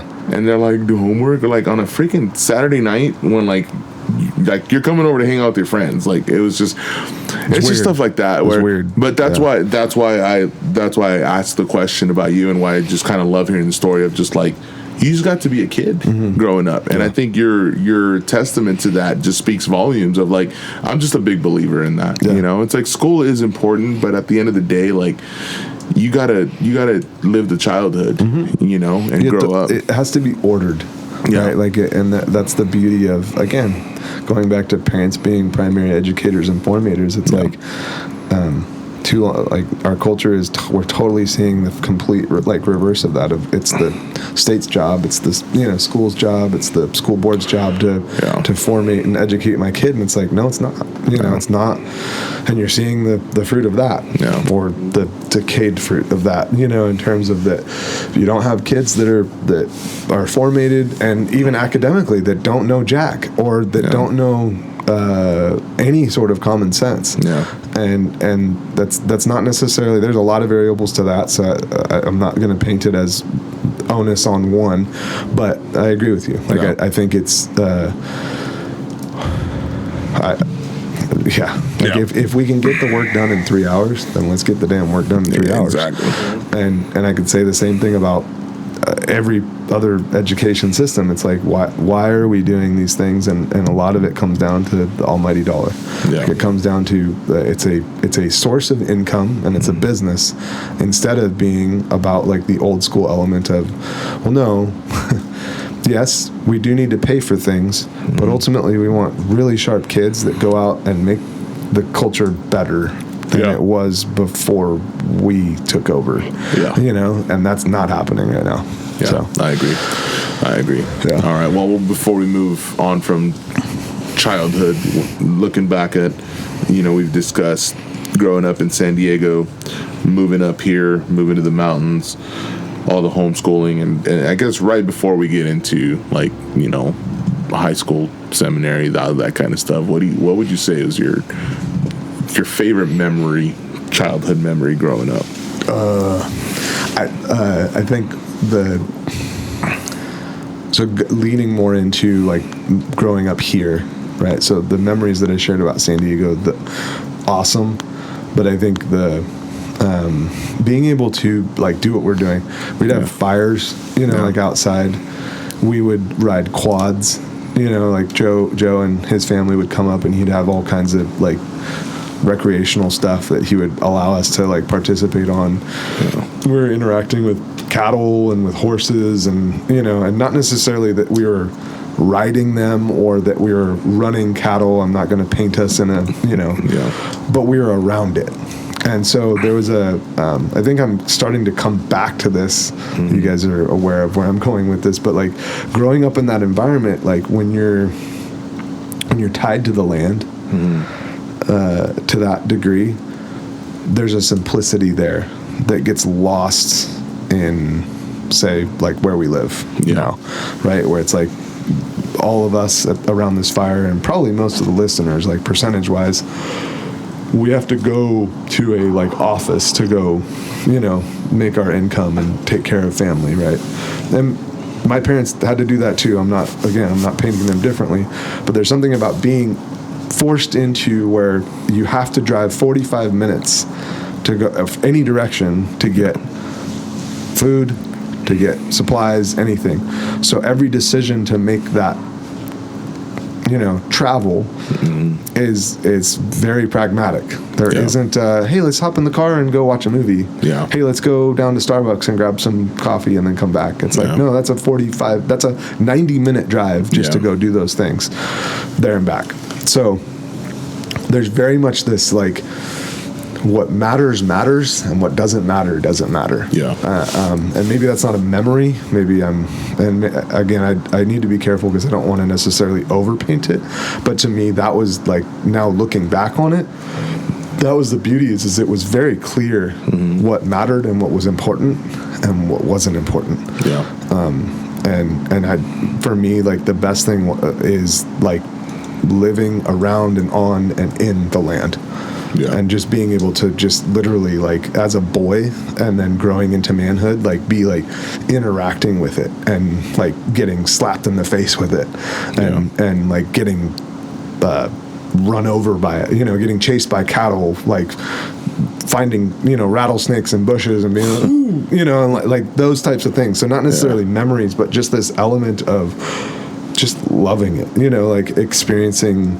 And it's unique. I realize that now more than ever. Like, not many kids, even our age, growing up, got to experience that, and then it really shaped and molded a really, again, just a broad, well-formed life experience that I don't think many get to experience. Yeah, so.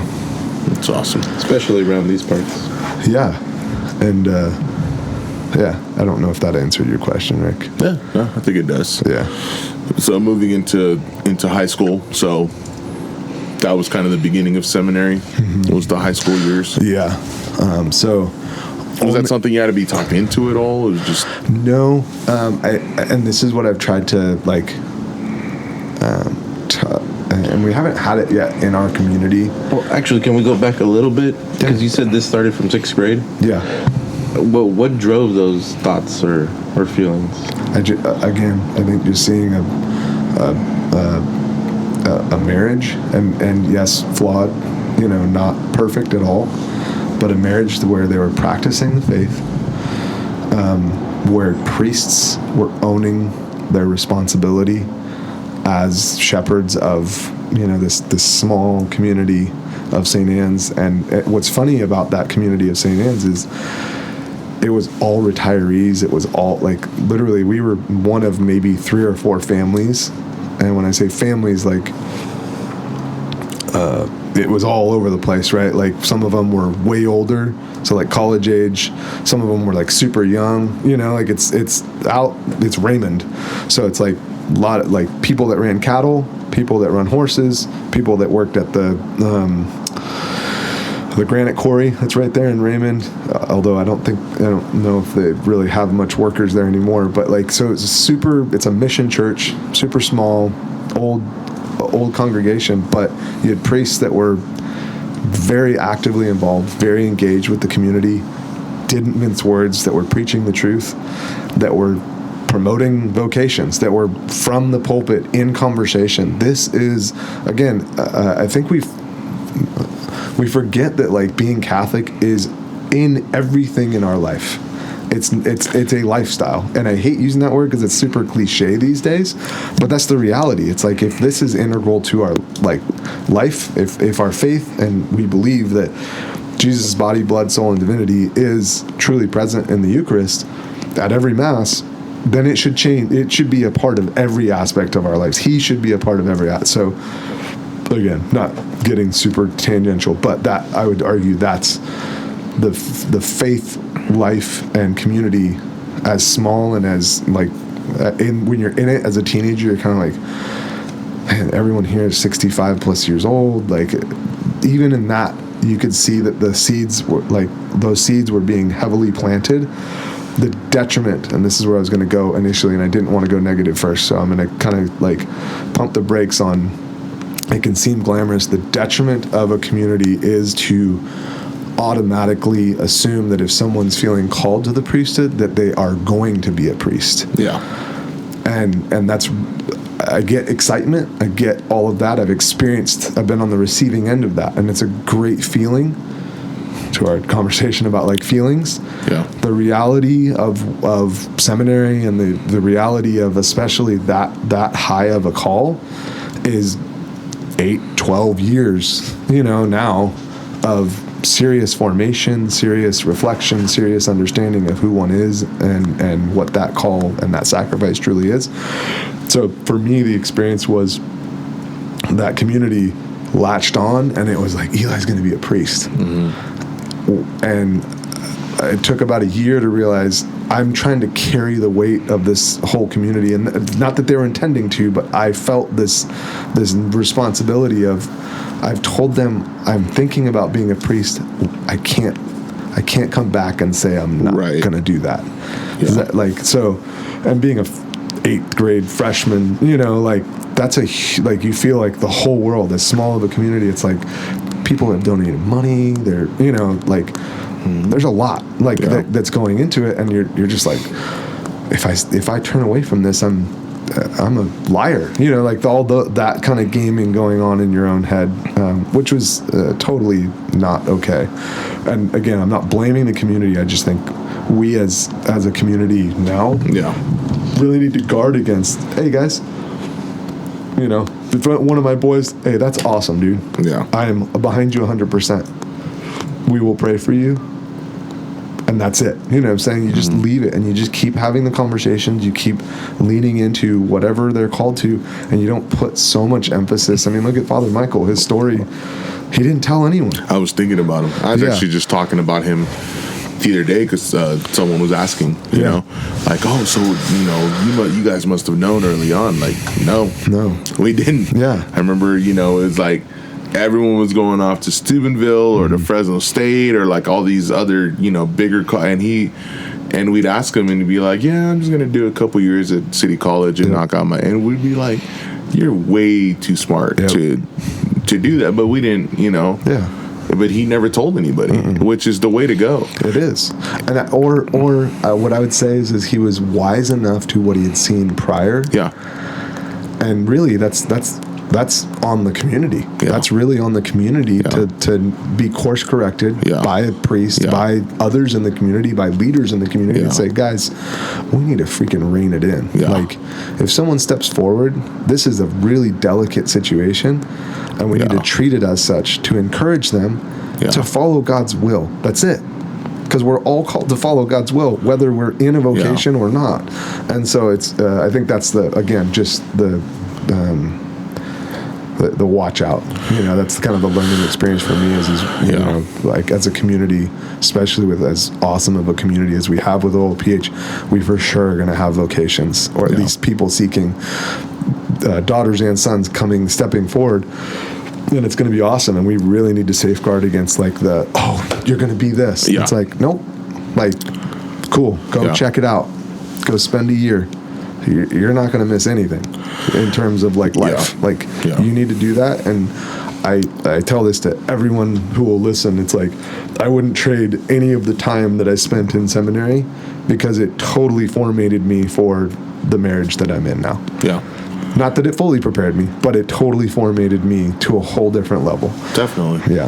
I think that's a great lesson for like us as the laity of tempering like our emotions or even expectations. Like to your point, when a young man steps up and says, hey, you're right. I mean, it happens all the time. Like, oh, I'm discerning the priesthood. The laity hears it as, oh, he's going to be a priest. Yeah. Have you heard about little Johnny? He's going to be a priest. Yeah. And I kind of shudder to think like how many men that were in your shoes of like, well, I can't go back and let them down. Yeah. I don't want to go back and let them down. Yep. How many I didn't men think about that. Yeah, that have become priests that wasn't their calling. Yeah. But they just didn't feel like they could go and let the community down.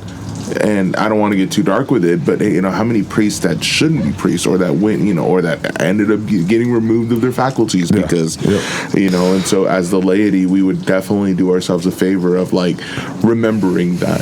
I think it's, and I've never given that much thought, because I mean, I would love for obviously one of my kids to, at least one of them, and I have 4 boys, so I think I have good odds, hopefully, to become a priest. But I've never thought about like if they ever come to me with that I really need to foster that and pray with them about it, but really keep it to myself in terms of like I'm not taking that to the community and I'm not telling a bunch of people, because the last thing like I want, keeping the pendulum right in center, right, like being like super encouraging in a very sober way, and then also not diminishing, right, and not like that's not for you. You know, it's like, that's also not, that's not a healthy response either. It's like, no. You need to do this. Yeah. If that's the call, go. You have my blessing. Yeah. You have my fatherly blessing. Yeah. Know that I will always be here. Yeah. You know what I'm saying? Like, and my parents were really good about that too, of like, your home is always here. Yeah. Like, if you need to come home, come home. So you said you felt that pressure from the community, not that they intended it to, but, but you're saying from your family, though, it wasn't so much. No. I think my parents did a really good job of I do think, I believe I was the first. I know Luke did go on, like, the Come and Sees, but I think I was the first to, like, vocalize it and really actually, like, follow through on a lot of the things.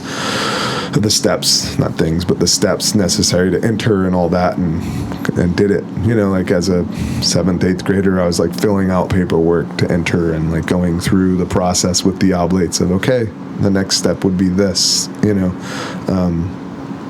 so I didn't step away from, the responsibility, but I think my parents were really, good about, I think probably to your point, Rick, I think internally there was a lot of, like, like, yes, and thanks be to God they have two. Dwight Schrute celebration. I think I really believe that they did a good job of, I think, also just really taking to heart how much prayer needs to go into it, right? Like anything else, right? That they just invested in. We're going to pray for you. You're going to be in daily prayer, both here, in the family, but also, like, once you go to seminary, like, it's important. But I do think that there was a lot of excitement of, oh my gosh, someone that's actually, like, following through and responding, and to what you mentioned, Rick, like, a lot of talk. There's a lot of guys that'll talk and then ultimately, like, nothing happens. Yeah. Sometimes it's unfortunately for the attention that we talked about. Yeah. So that's interesting. Like, I've never heard of like a high school seminary like that where you went away. Mm-hmm. Was it? How long were you gone? Did you come home on the weekends? Well, there were a number of. I would treat it like a normal school schedule. There might have been a weekend every other month, where we'd come home. But I think they did meaning the oblates, did also a really good job of not having us come back and forth. Yeah. It really rocked. There was a rocking of the like schedule, so to speak, and I think they were using the high school as a really good way of just really kind of creating this pressure cooker of, okay, like, if you're invested in this, there is this opportunity, but it was also a way of them really weeding out, and showing those that aren't. And I'm not saying that this is hindsight. I'm saying now looking back, but. What was the question again? How often you got to come home? Yeah. So I'd call home, I think, every night, if not every other night. Like, we could totally communicate. I'd write letters. I want to say at least a couple times a week. For those that don't know what a letter is, it's something that you write on paper. You put a pencil to paper. It's crazy. Like, I'm actually super glad that I have those. It was cool, kind of flipping through them, and it's awesome. Thanks, Mom, for keeping them. But now, is this something they still do? No. So the numbers just didn't justify them keeping that program open. And then they also saw it, like, I was kind of, I think, the first class, and then I think the next 2 or 3 classes they started to see the juice wasn't worth the squeeze. Like, they were getting kids coming in, and they were investing pretty heavily in terms of, like, school and formation and boarding and all that, and then they just said, you know what, we're going to move to just college, because at that point you get kids that are young adults that are more mature, have a little more life experience under their belt, that are kind of coming in with a little less, like, what's the word I'm thinking of? A little less, like, glamorized, version. It's like, no, I kind of know what real life is, here without actually having lived here. Versus, I think one could say that high schoolers, saw it and were like, oh, it's going to be this all day, every day. And it's like, no. So what was the goal of this program to, like, for younger ordinations? Yeah. The goal was younger ordinations, and I think really, like, in theory, the beauty of it was really good at catching kids way before they got into the mess of what culture was already at, like, sin wise, and just catching that virtue. Kind of it's the age old argument of confirmation happening like 8th grade versus junior year in high school, right? Like, sure. At least in the America, Conference of Catholic Bishops, it's typically, in some dioceses not, but typically it's junior year versus why would you not confirm at 8th grade, where the grace from confirmation can help to get through high school and address temptation that, you might not have the fullness of your baptismal, graces through confirmation to be able to fight. So now the juice not being worth the squeeze, is that in terms of there weren't enough actual ordinations of the priesthood that came to it, or that the ones that did come I would argue is just the numbers, like what was the amount of, like, my class was, I want to say, like 8 guys. Yeah, which is a lot. Like, when you think, like, hear Father Michael talking about, or Father Kling talking about the seminary classes that they have now, and 6 is a big number. Yeah, right. So for like 8 high schoolers to be all in this program all together, like, it's funny. I'm just thinking of this now. It's like, that's a big number, but for them, the numbers used to be, they had a whole hall. With bed upon bed upon bed, and that thing used to be full all the like every year. So it started to tail down, and then it just reached a point where it was, and this is me. I don't want to say I have the in on or knowledge of what the, but I just know that the number really got to a point where it was like, okay, if we're only going to have 2 high schoolers here, that's not, and the whole point is community, right? So you got to have enough of a number to where there's a community of high schoolers or a community of college-age kids, and if you don't have a community, then that messes with you mentally, and when you're trying to do, like we did with Exodus, right? Like, if you're trying to chase after the Lord and understand and really follow His will, you need to do it in a community. And if you're trying to chase it alone, or maybe with 1 or 2 other people, it's doable, but it's difficult mentally. Versus if you're with, say, 6, 8 other guys, there's camaraderie. There's a little bit more, like, it's fun. There's What was the housing situation like while you were there? So, like, old school. So bed and, like, an armoire, like a big, huge, basically cabinet. And it was in a, like, long hall, super open. So you're, like, no rooms, right? You all slept in the same hall, and there wasn't any sort of walls, like, between any of the beds. You just basically hung your clothes in the thing. Everyone had, like, their own alarm clock. Had to make your bed in the morning. Had to, like, there was a routine and a regimen. It was almost, I'd say, kind of not quasi even, but it had military-esque qualities to it, where it was like, your bed will be made by this time. You'll be in, chapel by this time for morning prayer.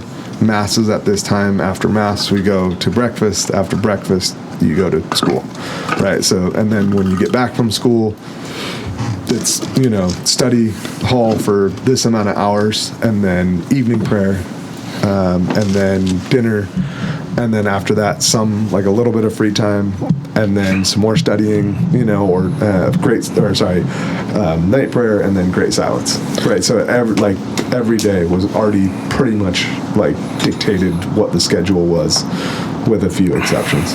So transitioning, coming from a big family and living already almost like that with your siblings. Yeah. Is it safe to say it wasn't a huge transition for you as to like maybe someone who was an only child or had their own room? Yeah, no, I didn't even think about that. No, for sure, the like living in a group element like that was no problem.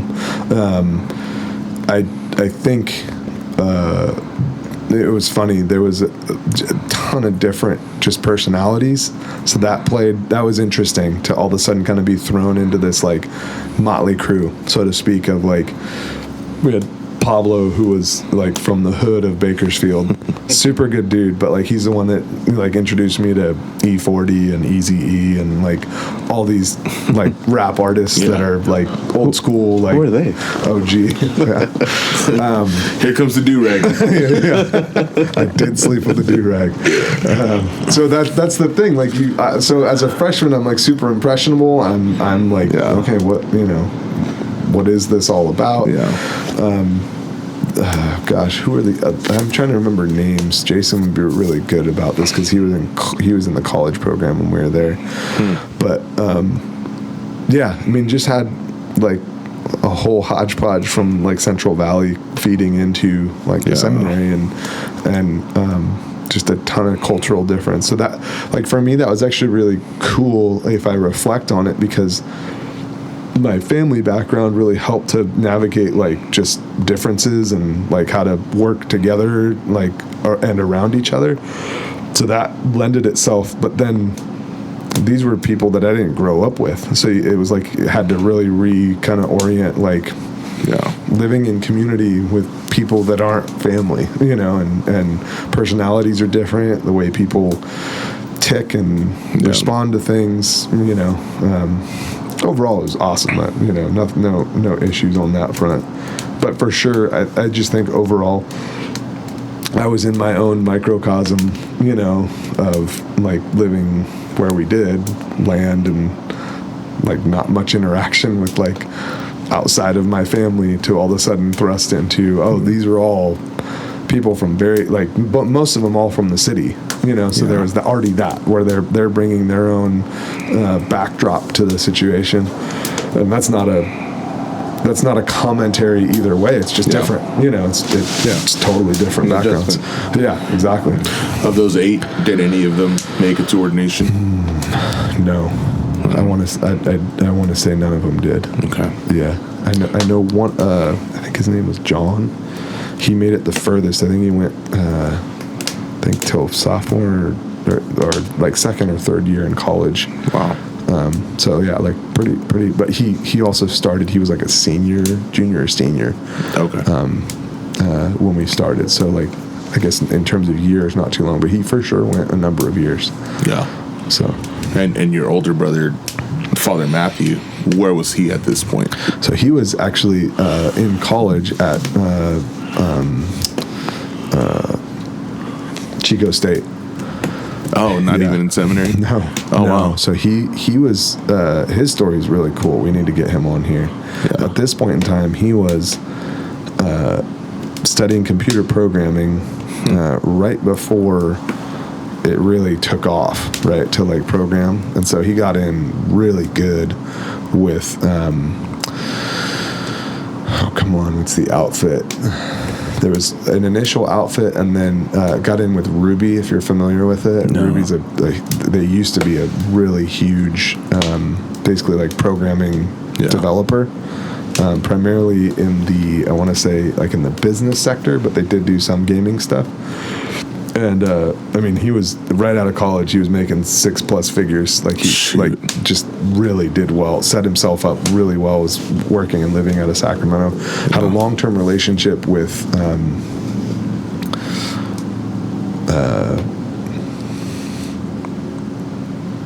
Edel.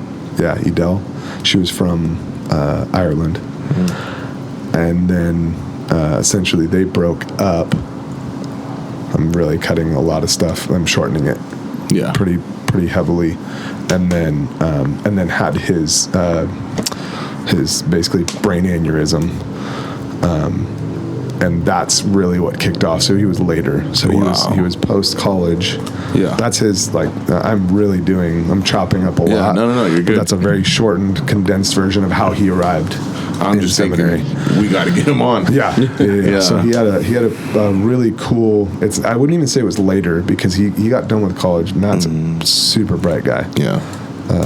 Arguably one of the most intelligent people in our family. Yeah. I think he and Nathan, although Luke is up there too. Those three I'd say are the powerhouses. But he, so he got done with college like within 4 years. So he finished very quickly. Okay.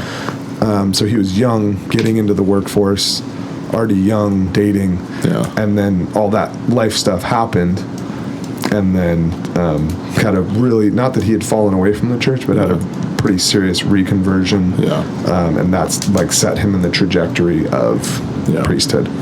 Wow. And it'd be interesting to hear him. I believe he shared how like there really wasn't any sort of like nudge or nag at that point in time, I believe. Yeah. Or maybe there was with Edel, but because he was already in the relationship, there was like this like, no, but I want this, you know. And then when they broke up, and then ultimately when the aneurysm happened, it was like, and all of a sudden it was like, oh, you're shutting doors because this is supposed to happen, you know. Yeah, that's crazy. So the whole time we're gonna have to hear it from the horse's mouth. Yeah. The whole time I was picturing while you were like in high school, he was in the college, you know. No, that's no. Interesting. That's the beauty of the Lord's like design crazy. Is this. It'd be really cool to hear like Father Matthew and Father Stephen kind of give light to also like respectively what was going on from their perspective, seeing. So Stephen's younger, seeing and for sure formative years, but very aware of what was going on with me. And then Matthew being further ahead, wondering, like, it'd be interesting to get their perspectives on if they were even aware that was going on. Right? In Stephen's case, for sure aware, but in Matthew's, was he even aware? And was there something about what I was doing that's so radical? That's the other part about this, is that when we choose to do things that are living the Catholic life authentically, it's very radical. And it's just living it and doing it is enough to get people to be like, what? What's going on over here? You know, like,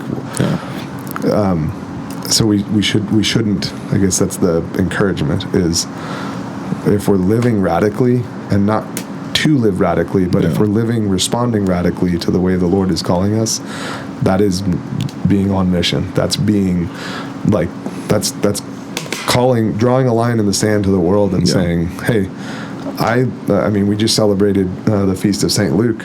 You know, it's like, these guys didn't just die because of some story, right? They lived and breathed and walked with Jesus.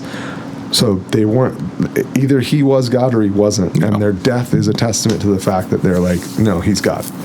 And I'm not going to deny him. Definitely. You know, so, what year did you graduate?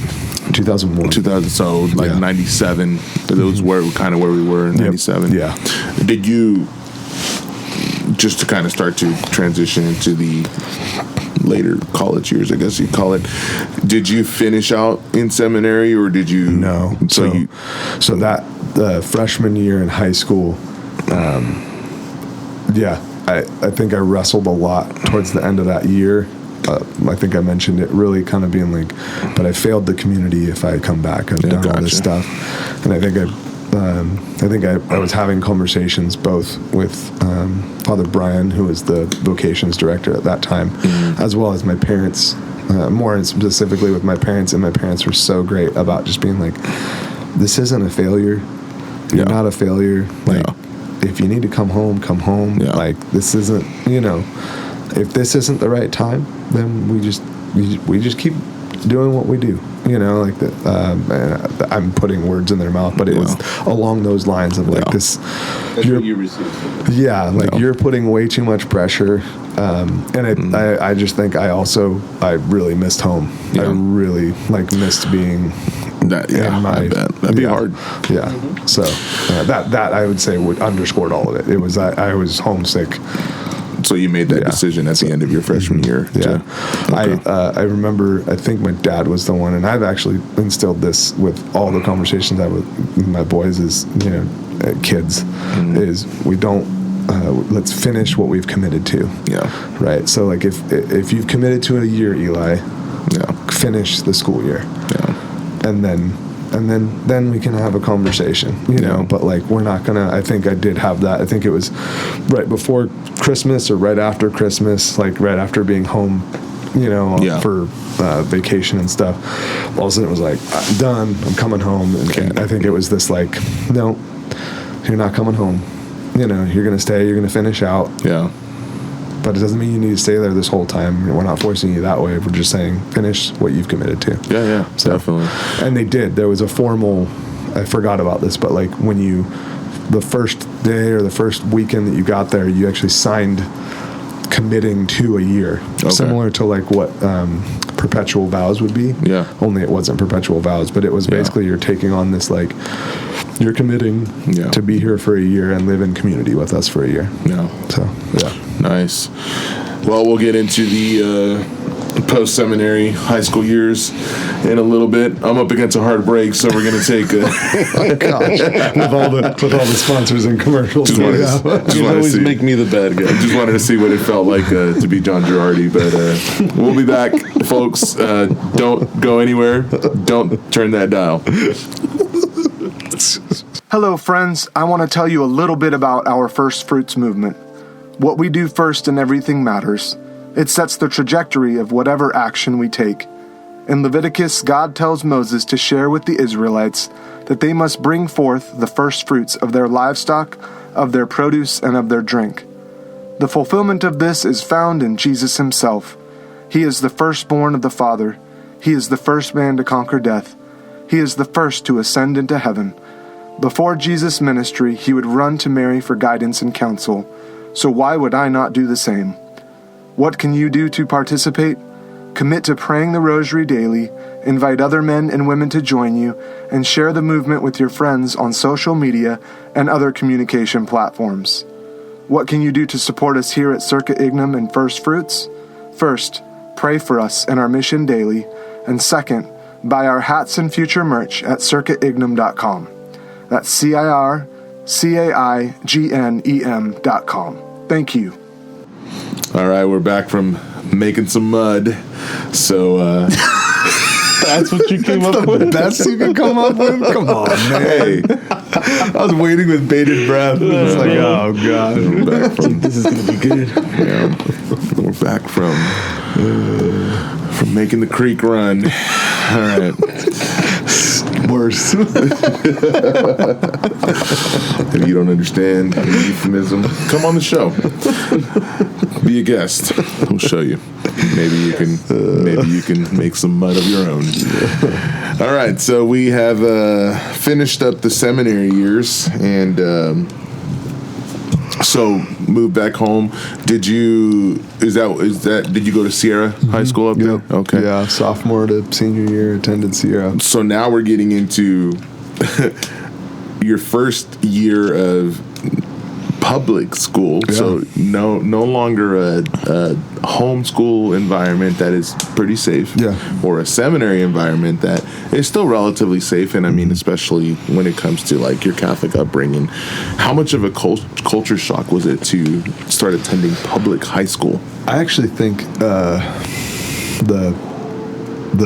Catholic school that I was going to with like while in seminary was enough of a microcosm of like exposure of what was kind of going on outside in the culture.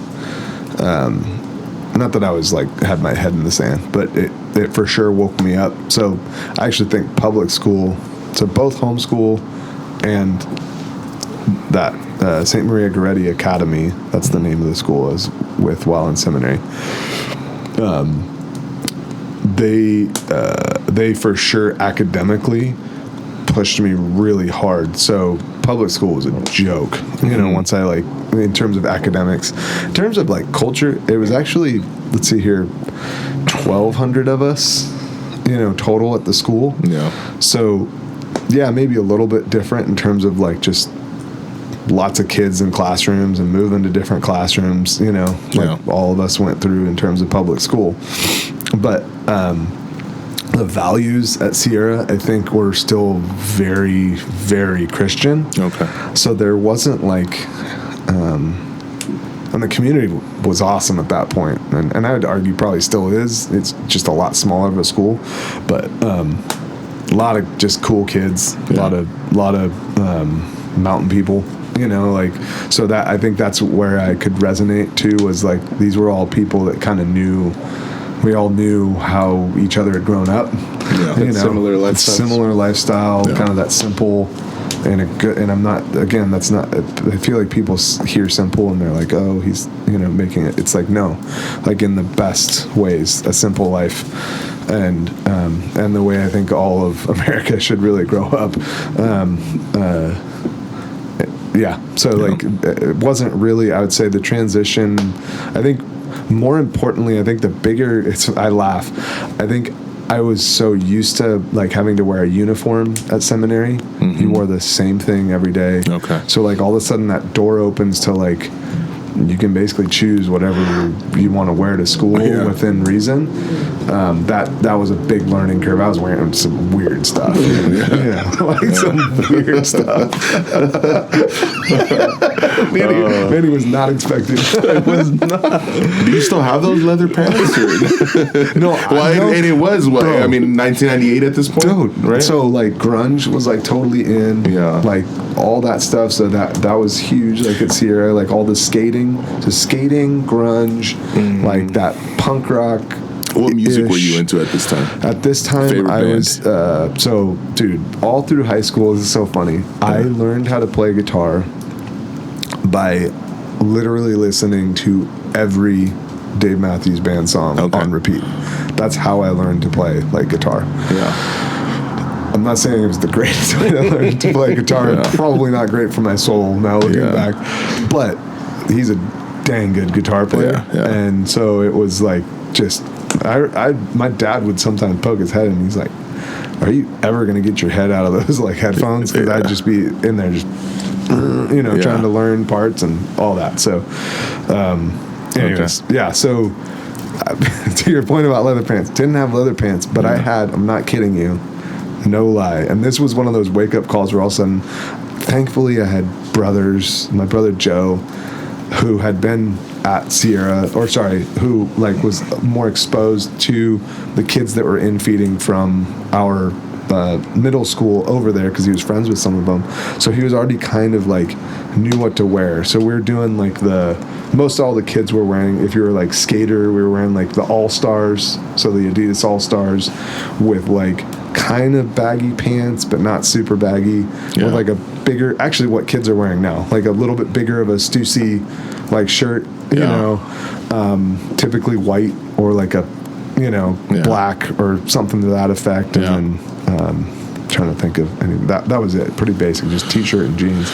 But I was wearing like, I think they were wool pants, checked wool pants that were like bell bottoms, dude. And I don't know if I have pictures, but I'm like, how the hell did I survive high school without getting just completely destroyed, So how did I not get my ass kicked? That's what I'm saying. Like and I think it's also just a testament to like a smaller school like that. Like there's a lot of I wasn't the only weird person there. So it was kind of like, oh cool, you're just like one of those weird people that are over there, versus like at some schools where it's like, no, you get trash canned and hey idiot, So, from do-rags to wool pants, the story of life. From E40 to Dave Matthews Band. Oh man! So I should back up. I had been playing guitar for like that. My nylon string is the one that my parents first got. It's hanging up in the living room there. It's got my name like scratched into it. I don't know how that got there, but I had been playing that from like 7th grade, 7th grade on. But I don't think I took it with me to seminary. I think I just totally like got back, and it was like all right, dove right back into something to fall back into. Yeah. What got you into guitar?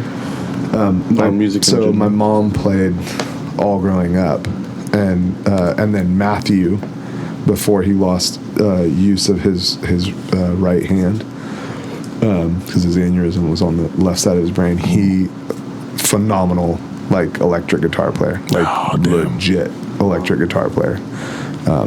He put work in to learn how to play both like rhythm and lead, and so I think probably he more than my mom, but my mom for sure instilled it in all of us. She's the more musical. My dad's a good singer, but doesn't play any instruments. She was much more musical, and so like there was a lot. And again, the way we grew up, it was like there's no video games, there's no like you got a book and instruments, and that all this you can, those are the things you can do. So that's awesome. Yeah. What are some high school stories that stick out? Pivotal moments. So high school, so sophomore through senior year, made a really good, solid group of friends. And my buddy Matt, that's when Matt Shavoya met, have stayed in contact since, which is, I'd say, really abnormal. Yeah. For most. Really still close friend of mine. His mom just died. Oh, no. God rest her soul. Yeah. You're in our prayers, Matt. Just freaking latched onto that. It really was a blessing that Joe and I were as close in age as we were. So we're only a year apart. So he was going to Sierra. He had, again, like I said, he was transitioning from 8th into 9th. So it was awesome because we both were kind of like socially 9th graders, so to speak. My buddy Merck, who basically grew up with us, we should have him on here, actually. Yeah. He'd be a really good dude to have on. I consider him like another brother. He had kind of just a rough upbringing, and my parents were like, hey, come live with us, get you a little more stable life, make it to school consistently, have 3 meals a day, that type of stuff. And just a great dude. Anyways, so he was there as well. So the transition like back to school wasn't as like shocking because I did have friends that were already plugged in. So Matt and Merck knew each other because they both went to Spring Valley, which was the local like elementary and middle school, and then got connected with Nat Holdsworth and a few other of like the core group. It was a lot of fun, man. I think coming from seminary back in, I really didn't give a what about like clearly wearing like wool pants that are checked that are like bell bottoms in the like mid to later 90s is a testament to I really didn't have one. I was just dumb, or I just didn't care. But I was like part of the like the spirit like group, like just would go nuts at like football games, get all painted up, like just had a really fun time in high school.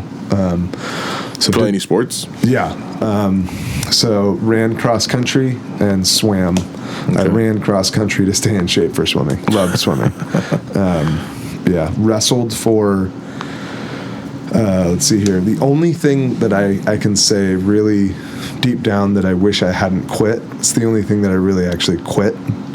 But it was legit reasons. I started my senior year because Coach McGrath was just like, dude, Eli, at this point I was $150, $160 weight wise, and he's like, we really need your weight class like on our team. And he's like, I can get you there. I know it. So started wrestling senior year and got my what handed to me through like Hell Week and all that, but loved it. Just like completely like resonated with me. Yeah. My dad encouraged me he was like, you should, if McGrath wants you to do it, but my grades senior year just plummeted, started to really tank, and I had to make the call of like, this is my final year, and I really want to like, I really was actually just gunning to go to Fresno State. I really wasn't looking anywhere else.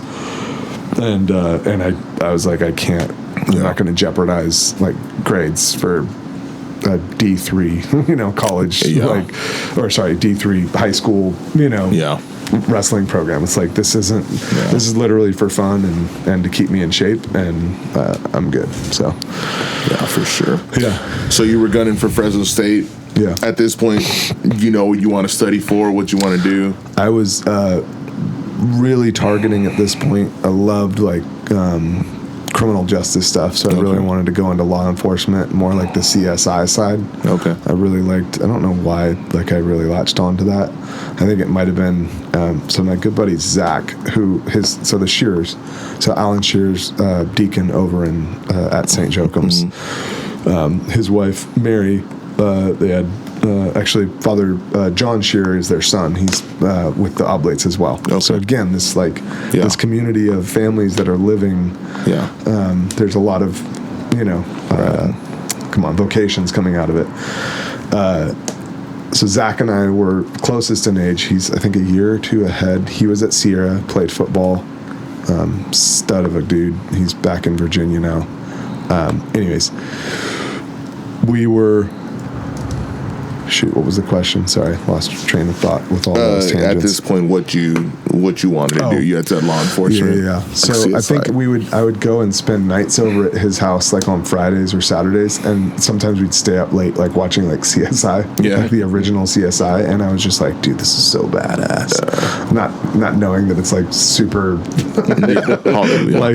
pumped up and not real at all. Yeah. But. It was a worthy cause, and I think there was a little bit of a lot of motivation for me kind of going back. Mm-hmm. There was this moment, Joe, like I mentioned, is a year younger. We were homeschooled, but a lot of our meetings would be at Spring Valley. And there was this one memory that I have where he had gotten out of the car and he's playing School's Out. There's a bunch of the kids waiting to get picked up right around his age, maybe a little younger, older.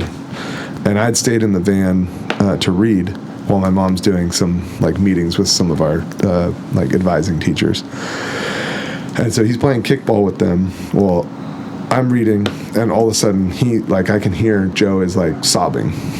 And so the protector, defender, I hate bullies. I've always hated bullies with a passion, and that came out hard. Yeah. So I got out of the car and was running across the field because it was just straight up actually a lot of what we see in culture today. All these kids just turn complete mob because he's not going to school there. Yeah. He's the odd man out, and so I step in, and I'm like, oh, you guys want to pick on him? And I'm I think I was 2 grades older, or maybe a grade and a half older. These kids are for sure not my size. And I just start freaking, so I'm like, go ahead, throw the ball down here. And I'm kicking the ball straight at faces, trying to, and I'm like, come on, really, the fierce, shield protector came out. And didn't go over well with some of the moms that were still on campus, and so my mom's coming out, she's like, "What are you doing?" And I'm being told by I'm just I'm not mouthing off to my mom from what I remember. Mm-hmm. What I am doing is I'm no, these little whats are getting away with what they shouldn't be getting away with. I was trying to be that you shall not pass kind of thing, and it was not going well. So anyways, all to say that's always been a motivator. So I think going into law enforcement really kind of resonated with being that shield to the guys that want to take advantage of people, bullies, all that. So yeah, definitely. Yeah. So you got into Fresno State. Yeah. Okay. We heard a little bit of that story. Yeah. So I got kicked out of. Yeah. Of what? Fresno State. Fresno State. Yeah. Have we heard this story? Yeah. I think maybe I've alluded to it. I don't know if I've told it flat out. It's. I always laugh because I always say that first, and people and then I'm like, it's not really what you think it is. So. Well, moving into the Fresno State years, did you live on campus at all, or were you? Yeah, okay. Yeah. So, graduate 2001, got accepted. My parents weren't necessarily totally happy, but I hadn't really applied anywhere else. I had just applied to Fresno State. Okay. And more, they weren't like trying to push me in a certain direction. It was just like, come on, dude, like you could apply to other places just to see what's out there. Yeah. And I kind of was just like, nah. And I think I'm more, I just have never been necessarily up until I'd say my career, I've just never like been like crazy self-motivated, you know, like it was always kind of like, I'm just going to take what comes to me, you know, and I'm going to do above average work to get to where, you know, where I want to be. So got into Fresno State because, you know, come from a middle class family and large family. We were on financial aid or I was on financial aid. We had applied. And there was like this little check mark in the paperwork for when you live on campus, you needed to check it or not check it. And we did whatever the reverse, not knowing. So basically at the end of that fall semester of 2001, I got a bill for like $5,000 some odd dollars. And it was like, I was like, yeah, no, you can go pound sand. I'm not gonna, you know, that's I'm not paying that. I'm a college student, you know, like I don't have $5,000 just laying around, and I wasn't gonna have my parents pay it. And I don't think they had. I didn't ask them, and I don't think I asked them, and I also was just like, no, like we don't owe you $5,000 just because we filled out paperwork incorrectly. We clearly needed help, you know. Anyway, so that really pissed me off. That I think probably leans into a lot of what I started out with towards the end of the not so lightning round of I felt like I'd done everything right. Or to the best of my ability, and to have that happen, like there was kind of just okay, F you, watch me. You know. So that's when I did a deep dive into music. That's when Matt and I started living together, and a few other guys in the music scene started working at City Cafe. It's an old school cafe. It's not there anymore. It might be there, but I think it's under a completely different name. But it was right there right behind the Skechers in that like strip mall off of Blackstone and Shaw. Okay. And so I was working there 30 By plus. the old Circuit City? Yeah. I was working there. Yeah. I was working there 30 plus hours, almost full time, just shy of full time. And then practicing, like, you know what, pretty much every night of the week, if not every other night. Band was most inspirational. And it was fanboy. It was such a great time. It was fun, but there was a lot of anger in that period, because it was just like, okay, like you're telling me I'm clearly smart enough to be here, or relatively smart enough to be here, and just because paperwork was filled out. So then it was like, again, going back a lot of just this anger towards I think we can all attest this, just anything establishment wise, you know. So interesting. Well, before we dive into that, I think it's something that kind of came up in one episode, but it's always a question that fascinates me, and maybe we should add it to the lightning round just because it's. Anyways. You give him the mic once. I know. That's any question. It's gonna be great. It's gonna be huge. It's gonna be huge. Some people say it's the best question. I don't know. I was handing out fries and burgers yesterday, and now I'm hosting a podcast. Those videos are great, by the way. Check that out. That was awesome. Anyway, okay, 2001, Fresno State, 9/11. Oh. Talk to me about that day. Great job, Rick. That's I actually, you know what? I full support on asking this question. I think you did share on here already. Where were you when the world stopped turning on that September day? We played Alan Jackson leading into the talk to me about 9/11. At this, well, let's back up here. I had been in a long-term relationship from like junior year, a couple-year relationship. Not the greatest relationship in terms of virtue. I'll just leave it at that. Not living according to church teaching. just leave it there. Woke up on September 11th, flipped on the TV, which was unlike like a normal morning. Yeah. So flipped on the TV, wasn't on campus. Okay. Had spent the night somewhere else. Got up, and it was around like 6:30 our time. Yeah. So things had kicked off back there. And I remember, like, I was doing other things. I really wasn't the guy that would, like, sit down and watch news and, you know, like, pay attention. It was just on in the background and, like, getting coffee and throwing, like, probably a, I don't know, Hot Pocket in the microwave or something. I was still a like, college student because I'm, like, starting college. I'm in college at this point. And so I throw it on, and all of a sudden, like, I can tell that the newscasters, like, their tone of voice is totally different. Yeah. Like, it's not normal, like, newscasting. So then I'm like this. So I walk over, and then all of a sudden I'm like, oh my goodness, you know, like it hit real fast. I didn't even really know what the two towers were. Twin towers. Sorry, I didn't really like. I had an idea.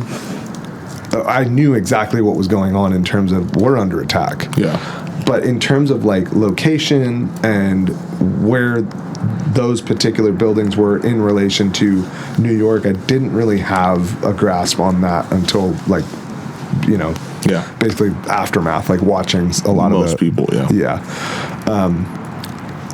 And I think I was so in the mode of watching this and just going, well, I can't affect this, but I was pissed off. I was really pissed off. The anti-bully side of you. I was really pissed off. But then it was like, I have basically, like, I went into job mode. It was like, my job is to be a college student right now, so I'm going to go to class. Yeah. And we'll figure this out, you know, from there.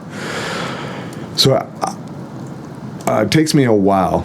The details in this, I'm trying to leave stuff vague because it just doesn't matter. I'm not going to, you know. Anyways, it takes me a while because I'm up the hill. I'll just put it that way. I'm actually up the hill close to, like, high school. Okay. I'm making my way down, and I'm hearing the jets, right? So they're doing, like, full passes around, like, the greater Fresno area. Yeah. And it's freaking low. Yeah. Like, every time they pass, it's like the car feels just, like rattling. Right. By the time I get to state, it was full lockdown. They had, like, security guards at every entrance exit, and they're just like, no class, get away, like, basically, like, just go home, like, don't. And if you live on campus, go, which I did at this point, go to your room, and you're not going anywhere. Like, especially don't go to, like, larger buildings. Don't go to stadiums. Don't go to, like, they just didn't. No one knew what was going on. So essentially, like, so then I'm like, okay, well, what the heck? So then I'm doing the whole game plan of I am gonna sign up for the Marines now. Yeah. Right. Like, that was there was no question because my dad's a Marine. It was like, that's the route I'm gonna go because they're just badass. There's nobody better than them. And I was set. It was like, this is gonna happen. I don't know at this. I mean, so naive, you know, like, looking back, but it was like, just, I'm gonna be right there. I'm gonna freaking fight. So, but yeah, that's how the day went for me. It was crazy, man. All of that is very vivid, unlike most of my memories. All of that is very, like, every single stage of that, down to, like, whenever, like, for instance, if you're in any pathway, which, like, I go down Clovis, right past the airport, and some of those jets taking off and landing bring me right back into that day. Like, when they hit a certain frequency on those, like, afterburners, like, all of a sudden it's like, whoa, you know. That's crazy. Interesting. Yeah, it is very interesting. Because I think both you and I, Rick, were in high school when that happened, right? And freshman in high school. I was we still had classes all day. I don't know if you did. We did. My sister came and got us like around lunch, maybe right after, because she didn't know what was going on. To your point, it's like, I mean, we don't know. You know, it's like, okay, this started in New York, but maybe it's going to happen all across the country. So she came and pulled us out of school, and we just went home and watched the news for the rest of the day. Yeah, every class I was in that day, TV was on, news was on. Yeah, but you had, I mean, I didn't know Fresno State locked down and all of that. The big part with Fresno State locking down was because it was considered like a high value target-ish, right? So you had like a high population, you had all the stadiums, all the again, just big classrooms everywhere. So I think it was, I don't know if it was state level or if it was just school by school, but someone made the call of like, hey, we're not going to mess around with this. If they went after the towers, anything's fair game. And I think it was just a damage control at that point of, we don't, to your point, Rick, we don't know what this attack looks like from a grand scale, so we're not going to mess around. Yeah, I know we lived near the IRS building at that point. Okay. And that was under like big security. Oh, interesting. They had snipers on the roof and everything. What? For IRS? Yeah. Well, I guess IRS is a big... The roofs weren't sloped at all, were they? In terms of people on site. Well, for a while they continue to have snipers on the roof. IRS buildings are big targets always. People really? hate the IRS. Oh, interesting. Like all the anthrax things. Really? That's interesting. Remember anthrax? People I do remember anthrax. Yeah. They would get... They do. they would get that kind of stuff all the time. Interesting. Bomb threats and all kinds of stuff. But I remember during 9/11, that was, living near there was a lot of activity. Interesting. But I'm assuming like what you saw at Fresno State. Yeah, it was on a whole different level. And I don't, like, it's funny now thinking about, I'm trying to remember the sequence. Shame on me for not remembering, but it was the towers, and then was it Pentagon, or was it Pennsylvania? Damn, that's a great question. I want to say it was Pentagon before. Yeah. Because that, like, and those were pretty staggered. So it may have been between the towers and that, they were already hearing, like, reports in terms of planes being hijacked. Yeah. More. And so I wonder if that's why, like, a lot of the larger, like, facilities were kind of doing we don't know what, like, what scale this thing is at, so we're just not gonna not gonna take a chance with it. All right, so time at Fresno State ends, and you move out of that, moving in with Matt, and you guys start the most inspirational world tour. Actually, maybe Manny should take over for this part of the interview. You wanna do a whole history what are on your deepest questions about most inspirational that you've ever wanted to know? No, it wasn't like that. It was just it was a good time. We were young, and there was shows. There was a good music scene. They were part of it. Yeah, I mean, and I've kind of heard, like, all jokes aside, like, there was kind of a tour, right? I mean, you guys played a lot in, like, Tower? A lot, and, well, just around town. So there was, you had, like, so north, what's weird is like, right off of Palm and Blackstone. Sorry, not Palm, Knees and Blackstone, like, and Palm, like, where that connection is. Yes. Remember there was a number of shows back in there, like, basically in, like, rental, like storage, like, spaces. That, like, do you remember this? No, I never went to that. Oh, man. Like, there were these weird Probably spots. Still in high school.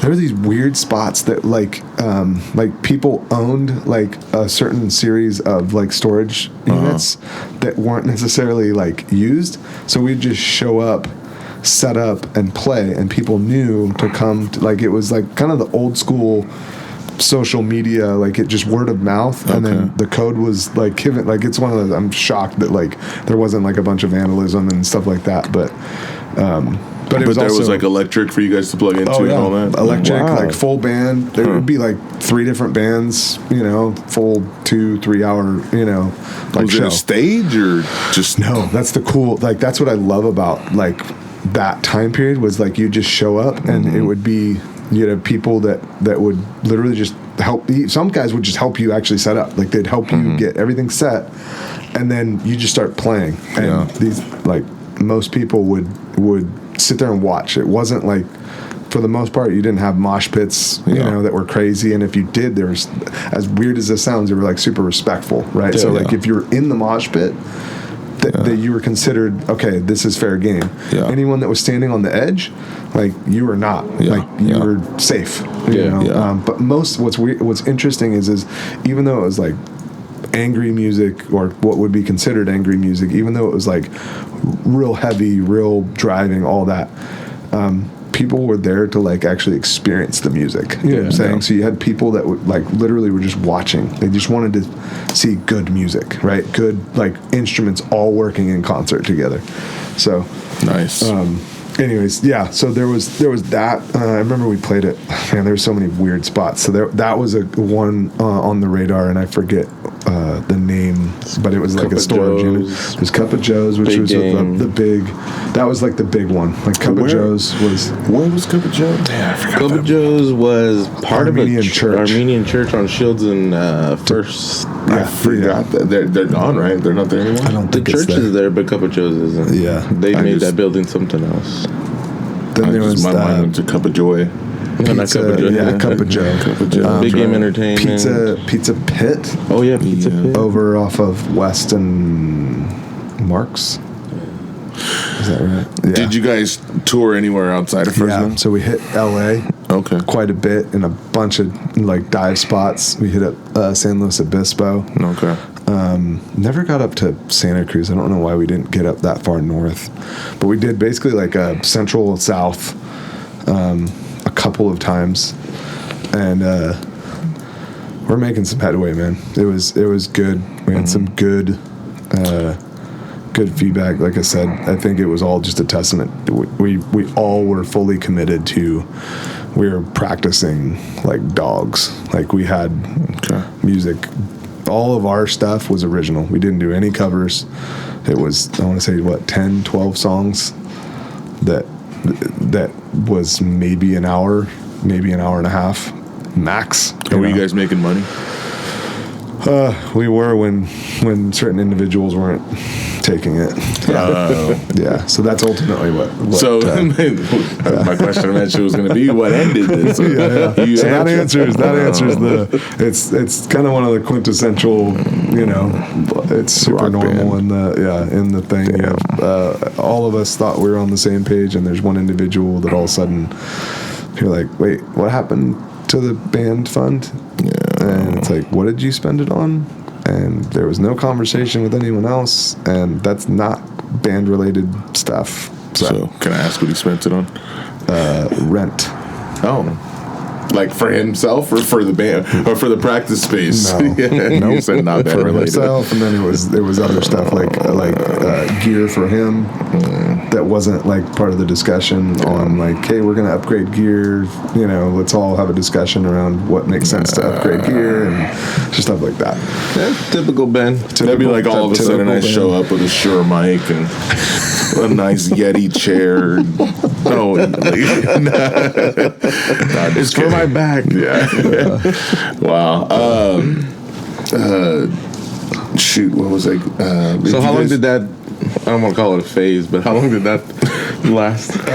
So let's see here, 2001 to 2004. It was a 3 or 4 year full throttle. We were getting after it for at least 3, I think into 4. At this point, I don't want to jump it, but yeah, the transition essentially was I was starting to have a reconversion back to the faith, and I felt like it was kind of counterintuitive at some level. Not that what we were doing was bad, but again, there was a lot of anger associated with it.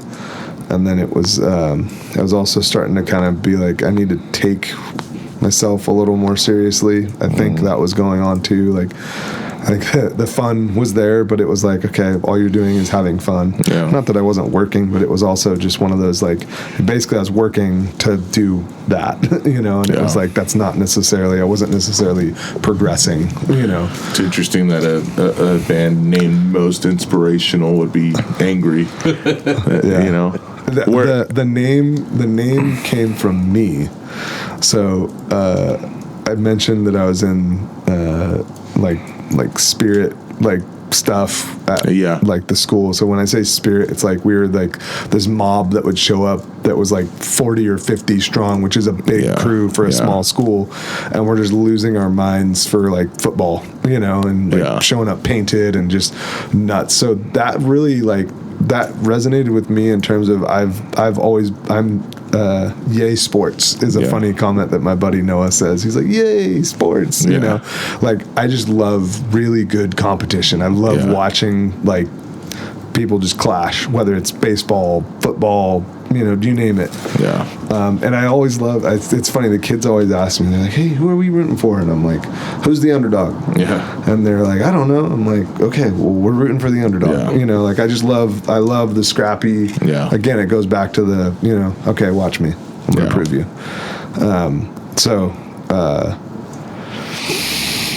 I don't know where, I lost track of where we're going with that, but, so most inspirational, we're playing indoor soccer. I don't know why we keep talking about soccer. It's not necessarily, you know, my favorite sport. It's a sport, and it's, we'll just leave it there. Indoor soccer, and I have really never played soccer before, but I'm like super, like, emotional and inspirational. And so one of the bandmates, John, was just like, dude, man, Eli, you should get the most inspirational like award. And then like as we're driving back, all this and Matt and a number of the other bandmates are there because we hang out all the time together. All of a sudden, like the conversation starts going, that should be our band name. And then I'm like, what? Like, what are we talking? And then it was set. I really didn't have any say. Like it was like the other three were just like, that's our band name. So. Yeah. That's funny. So who was in the band? So it's John, Mathar. So these are the original. These are the OG guys. There was some transition, like when I left, and then even after I left, there was a few more like add-ins and step outs and stuff like that. But the original four was Mathar, myself, Matt, and John. Okay. John Q. Yeah, John Q. He actually, I saw Joshua Michael. Right? So he's playing in Tower, and I was cracking up because John Q is still DJing. Oh, wow. So he's still involved, like, in the music stuff. And I think he was running booking for Fulton 55 for a while. I don't know if he still is, you know what I mean? I currently know, but for a while, I know he was still doing was it Love the Captive? Yes. Production? Yeah, that was his, like, production company. Interesting. Yeah. So you mentioned kind of starting to, like, there was kind of a reconversion happening. What we didn't get into this, but at what point would you say that the falling away happened? And we don't have to super backtrack, but was it the whole college thing? I think, the college thing, like, again, I just got really angry. And it wasn't, I was still going to church. For sure wasn't going to confession.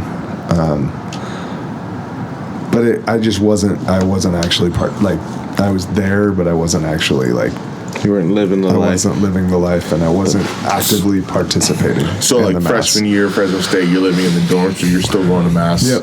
Yeah. Where at? I think Newman Center. No, I said Mass. No, I'm sorry. I'll reiterate Newman Center. Terrible joke. I think it was bouncing between Newman Center and San Antonio Padua at that point. Because the Tiffany, that girlfriend that I mentioned, we were on and off a lot, like, during that period of time. Tiffany was from high school? Yeah. Okay. Yeah. Yep. So she was, the reversion really kind of started to happen because she was not raised Catholic. She started to convert. And so we we started dating again. That's how I got connected with the Holy Child, like the OG, the one that was across the street. And so I started working there. And I'm trying to remember if I was working there and playing, or if I fully transitioned away from the band and then started working there. But essentially, like that, the relationship, the fact that she was converting in, again, kind of made me think there was like this, like, oh, well, now that you're Catholic, this is going to be better, right? Our relationship's So going to be you guys better. met in high school, kind of dated, whatever, in high school. Yep. What was bringing her into the Catholic Church? Me. She was very convinced that we were supposed to be together. Okay, And so at there was some point, like there was a lot of, yeah. When, okay, so there was a split there somewhere, though, right? Yeah. So the first split, when did that happen? That happened right before all the stuff with like the school happened. Either right before or right after. Okay. Right when I kind of moved into the like music phase. Yeah. It was like I'm out. Like I don't. And I think it was more. I just was. It just was a bad relation. Like it was bad on both parts. Not just her. It was me. Like I was not a great guy to her, and she wasn't treating me well, and it was just we weren't good together, dude. Okay. So I don't want to belabor that. No, yeah, and I don't want to get too much, and even out of respect for her, for her, and even for now your wife now. Yes. Yeah, I don't want. She knows all of this. So Okay. this isn't anything, but it's like this isn't. It's not important. Yeah, I'll just we don't put it need to that way. glorify anything, but just to kind of give just somewhat context. Context, yeah. So she's coming back in because she stayed connected with my parents, who are helping her come into the church. Interesting. Okay. So while you're doing your most inspirational and touring and stuff, she's not really in your life, but she's still around. Involved. She's around. Okay. Because she's still convinced that you guys correct are going to get married. Yeah. Okay. And this is based off of my memory. I'm not trying to be arrogant, but there was a lot of like very attached, very and again, I was, dude, like I mentioned, I was during this period of time, I'm absolutely like, I don't know what I want. Yeah. Right. I just know I'm pissed off, which is the worst kind of like, I don't have any direction and I'm angry. Yeah. Right. So like especially if you're emotionally and romantically involved with me, which, she was, it was like the worst kind of mix because it might be that we're on for a couple months and then all of a sudden I'm like, no, like forget this, I'm out. So that's just giving you kind of the perspective of that time period is a lot of this back and forth yo-yo, So and in fairness, it was also me wrestling with like trying to be Catholic and then also being confronted with sin and going, these can't exist at the same time, and then blaming her, but the reality is I'm just not being a man. This is me now looking back. Again, being very vague, but you get what I'm saying by that. Definitely. Anyway, so she's starting to convert, and I'm thinking, oh, this is going to fix all the like yo-yo and all this.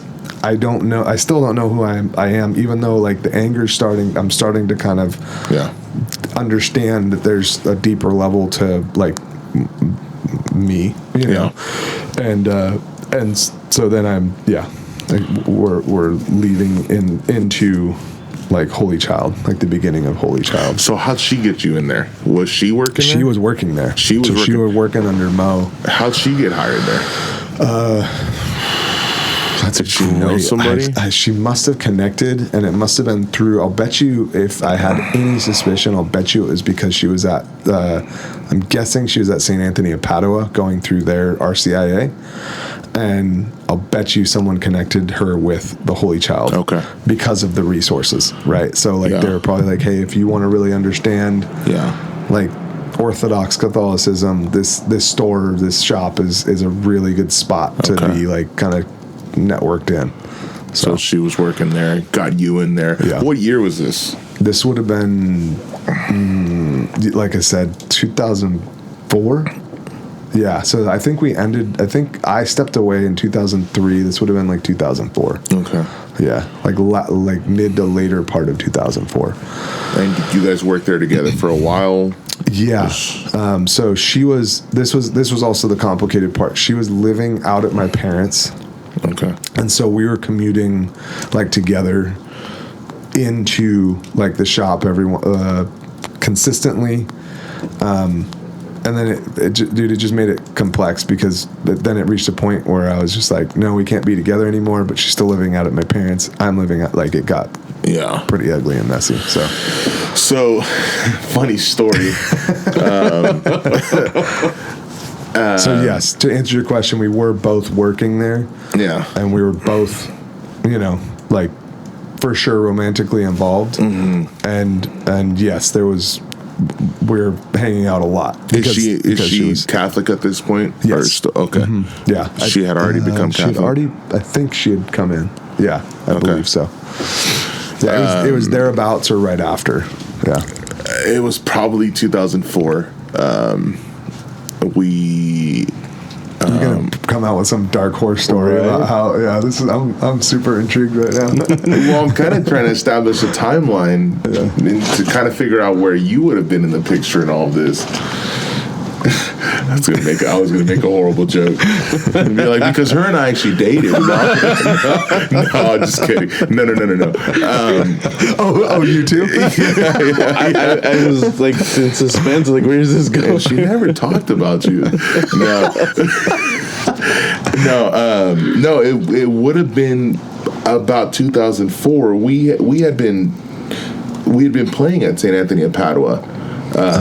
Like my brother and I and our band, we were from St. Anthony Claret, and then the youth minister there got hired at St. Anthony of Padua. Okay. Brings us over, and so we're playing twice a month, like the second and fourth Sundays of the month at the 6 o'clock mass. Okay.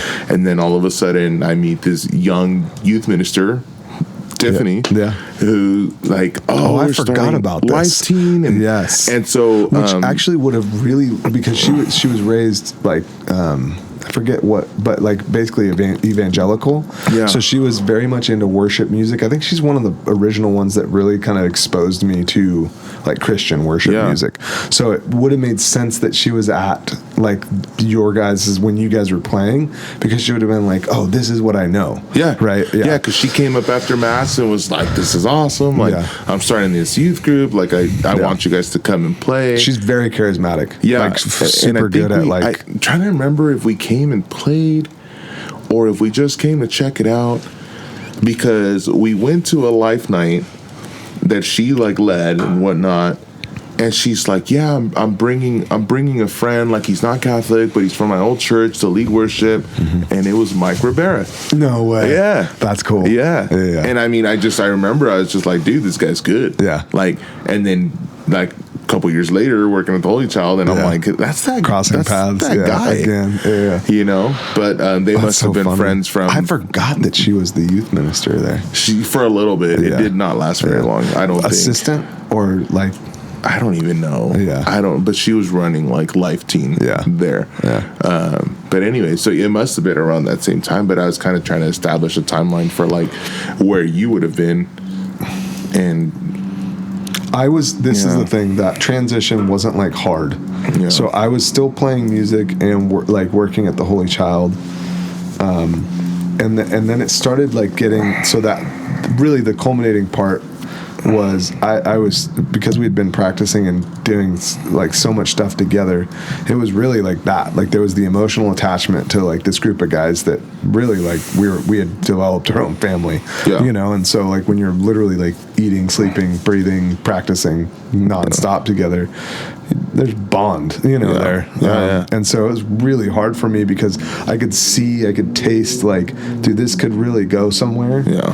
And we were right there, and then the crap with the bandmate who shall remain nameless went down, and it was like, okay, that really made me bitter. So then it became this like, I need to.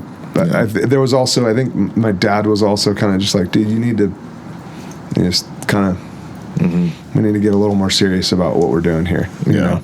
And I'm glad my dad, and that's not I hope it doesn't come across as a dig towards him. And maybe even didn't say it, but I think there was a little more of like, hey man, like you're living at home, and you're paying maybe a little bit of rent, but like what are you working towards? No, that's not a dig, because I'm thinking like I would say the same thing to Andrew if he was doing that. Totally. Like if you can't pay for your own bills while doing that, and you're living here, what are we doing? You know? Well, and at this point, you're what? 20-ish? Let's see here. 2001, I was 18-ish. So that would put me in the 21, 22 age range. Yeah. So things fall apart with most inspirational, and that all kind of ends. And you said you can't remember if you're working at the Holy Child. Yeah, I know I was working part time at least. You know, I was at least around the shop pretty consistently. Okay. So like Nick Andrade and I started connecting. Ben Vivid, Jess. Did Nick work there? I don't know if he worked there, but he was there a lot. Okay. So like that's where he and I like originally connected. Okay. And then Jessica Mobest, who's now Jessica Vivid. Yeah. She was working there. That's actually where Ben and Jess met. Yeah.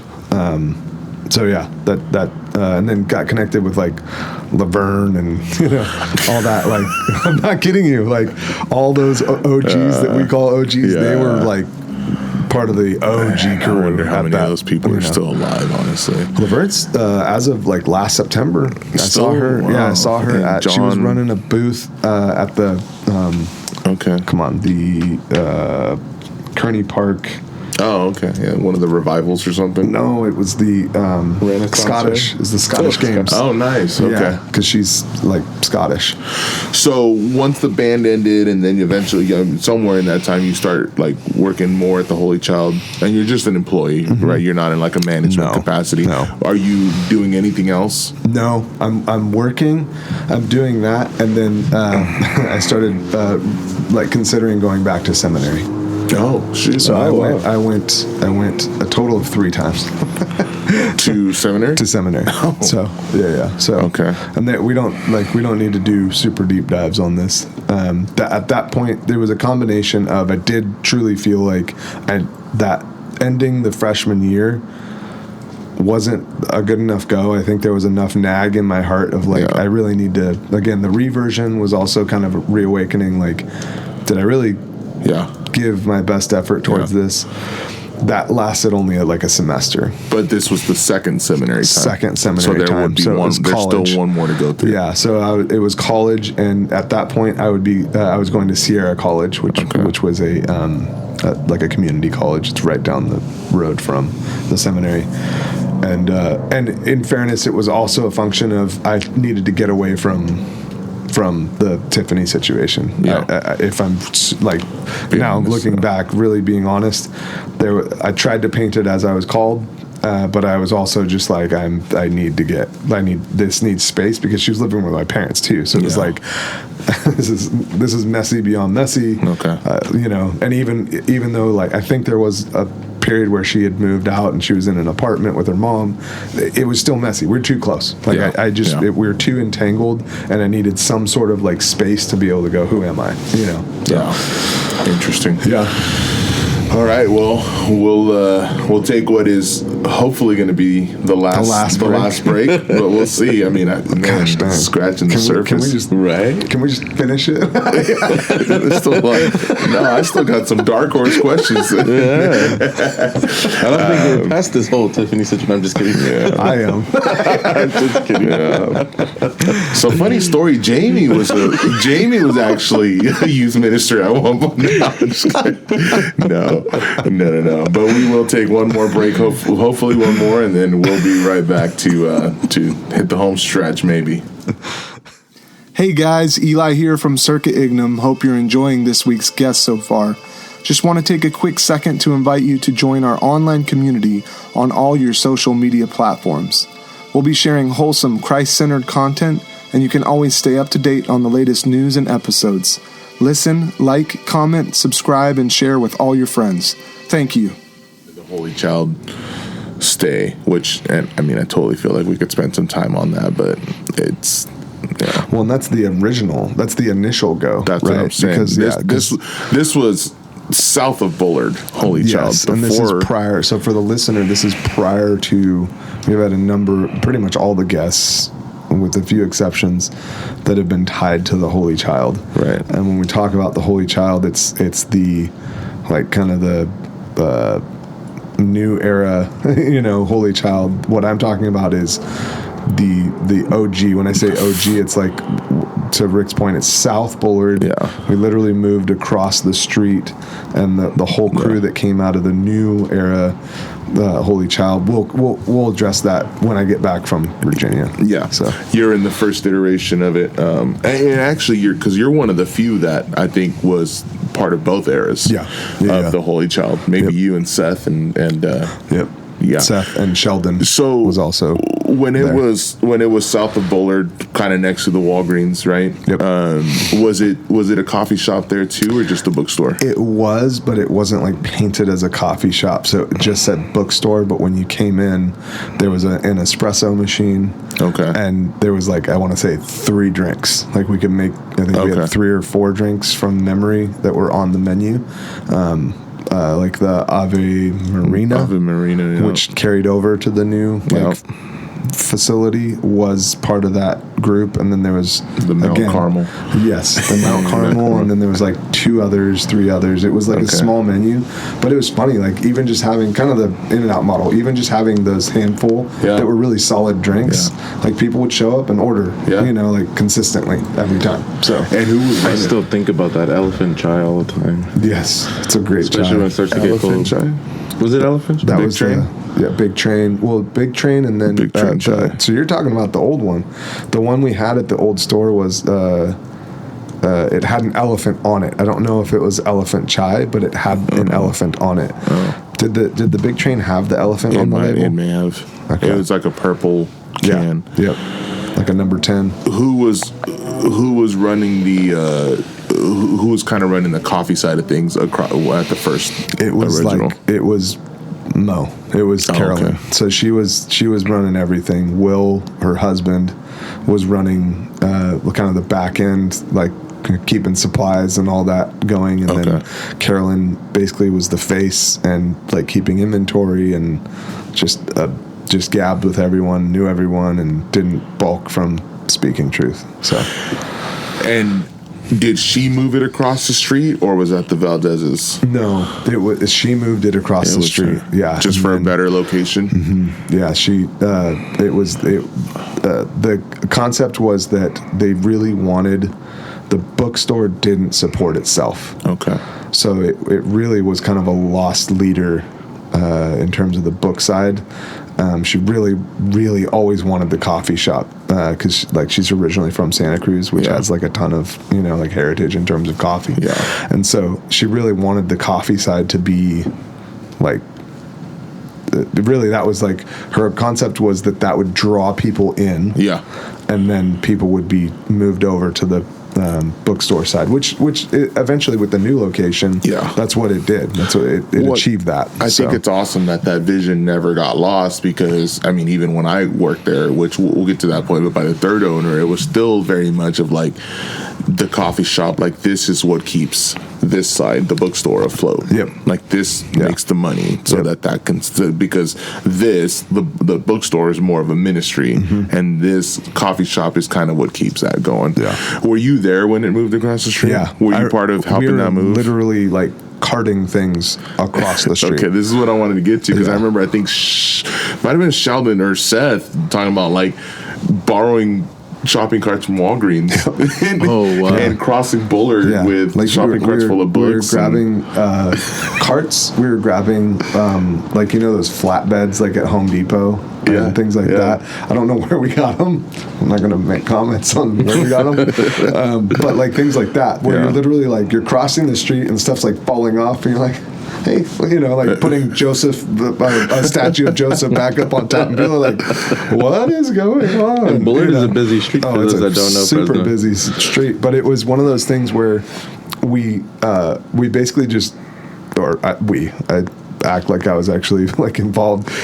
Carolyn and Will were basically saying, listen, we could move this store in like a weekend if we really like strategize like what we do. And so it was basically just a train. Like we just kept like carting stuff off, and then like for bigger stuff or more delicate stuff, we'd make like car runs. Right. But it like when you look at like logistically, you would have to come out of the parking lot, make a right, make a U-turn, come all the way down. It was like adding, I think something like Will was crazy about this type of stuff. Like he did a time study and he was like, it would be faster for us just to walk stuff across than for us to drive, because it would be every time we'd make a run, it would be an additional 15, 20 minutes or something like that, right? Like he actually did like the full, and so he was like, no, we could knock out 2 or 3 runs in the amount of time one run in a van, because they had I think it was a 12-seater or a 15-seater van, but you can't fill that thing to the gills, right? Like there was only so much space, so he was like, the three trips totally outweigh the back of the van.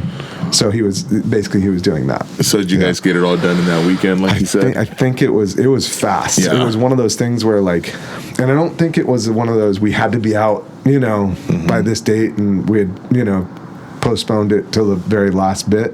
It was, Carolyn was like, I'm so ready to be in like a new facility, a new building. It was right on the corner. The curb appeal, all of that was just money. So And how long do you remember did the MOBA still own it when it was across the street?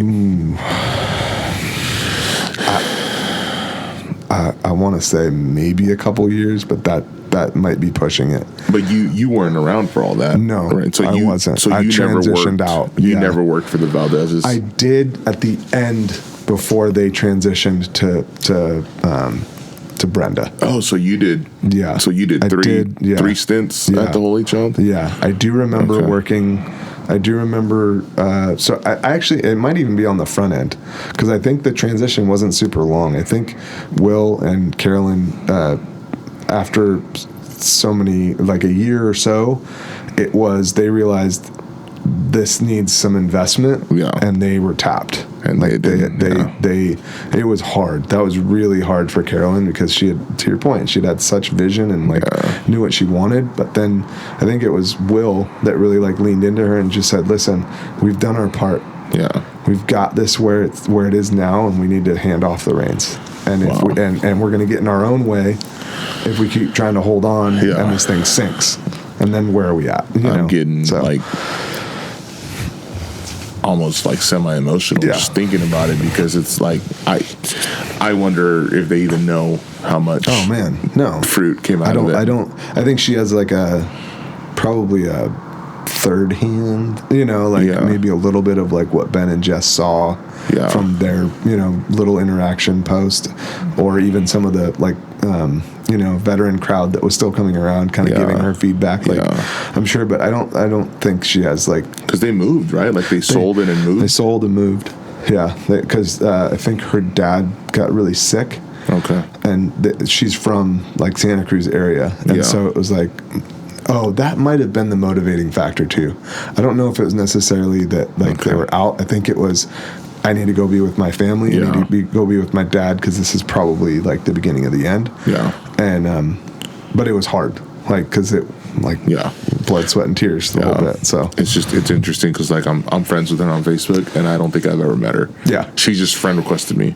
Probably knowing like, hey, this guy is one of the tied the to later the and then I mean and I see her post because Will passed. And I see her post sometimes about him, and very much in love.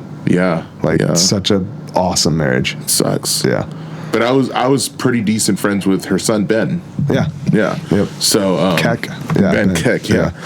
So which we don't need to get into all that. So okay. So I'm feeling the tug. To get back to seminary. My good buddy Zach, who I mentioned earlier, he's getting married. He's asked me to be in his wedding, and so he at this point had gone to Steubenville, and so he had met University of Steubenville. Sorry. The University of Steubenville, Ohio. This is Steubenville in its heyday in terms of like Scott Hahn is very much established, right? All of these powerhouse Catholic theologians are fully like vested, so to speak, and like not in air quotes, like they are now lions, within the church, and they're all at this college. So Zach's there. He meets his soon-to-be wife Lauren. He asked me to be one of his groomsmen. So go on this trip. This was back in Ohio.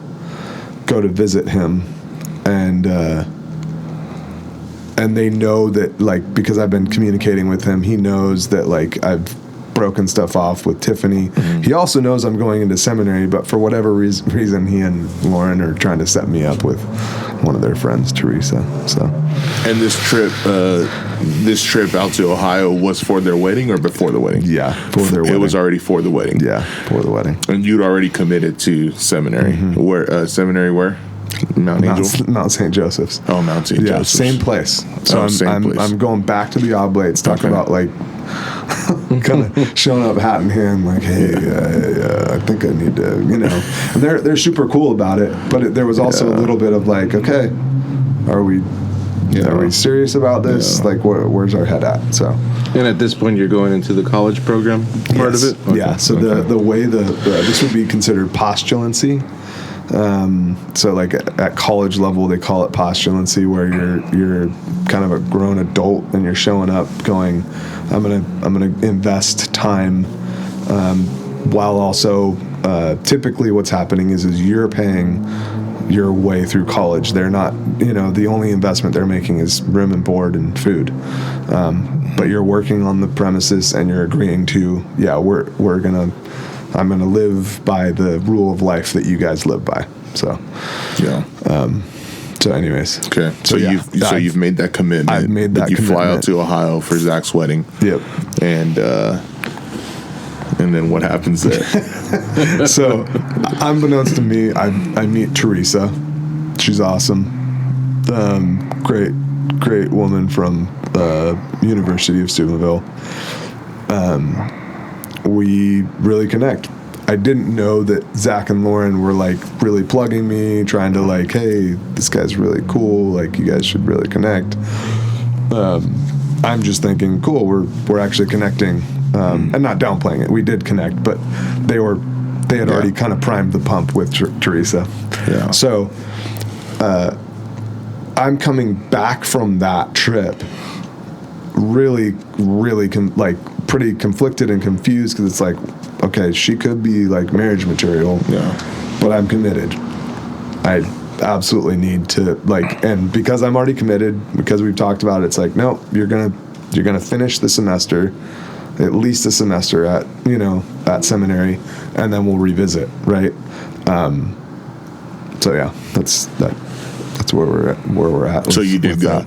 So I did go back to seminary. I did my best to try and keep my communication with Teresa minimal so that I could really focus on it. It got really hard towards the end of the semester. Yeah. And that's really, like, ultimately, like, towards the middle of the semester, I was kind of like, I'm out. Like, I'm gonna go chase this girl. Like, she's awesome. And and she was from Virginia? She's actually from Maryland. Okay. Sorry. So Albany, New York. Thank you. Okay. Yeah, thank you. I needed to pause for a minute. It's weird. It's weird because her family's, like, huge Michigan fans. So I was, like, tracking and, like, no, it doesn't. Yeah. So like, northern. Think of, it's the western, like, it's the classic country. It's just like the Central Valley. Yeah. So it's not New York. It's like the cool part of New York. Yeah. As a state. So. How did she feel about talking to a seminarian? She was very, because of, like, being at university around a bunch of just studs, like, guys that are both, like trying to figure out, okay, am I supposed to be a priest? Am I supposed to be married while, like, studying at the university? She was super used to these types of conversations. I felt like it made it way easier. And just by virtue of being at a Catholic college, she was also, I think, privy to a lot of her friends' conversations with guys that they were interested in, that were having the same type of, like, and her response automatically was like, you need to do that. Like, I'm not, like, that's not I'm not going to there's no way I'm going to get in the way of that. So, for sure. Yeah. So again, kudos to her. She was very encouraging of, like, if you've committed to that, then you need to do that. You know, I'm not going to be the I forget, there's a term for it that like in the Catholic community of like when women steal seminarians away. Yeah, But I've heard it, but I don't remember what it is. Yeah. So you finish up the semester at seminary, decide, okay, Yep. again, doesn't work out. yeah. And then, does that immediately turn into, hey, I'm going to go chase her down? Yeah. So I got back home, and I shouldn't say immediately. I got back home. This would have been the semester I decided to go back was winter to spring. So it was like the end of like an academic year, technically Going speaking. into 2005. Correct. The spring of 05. And so that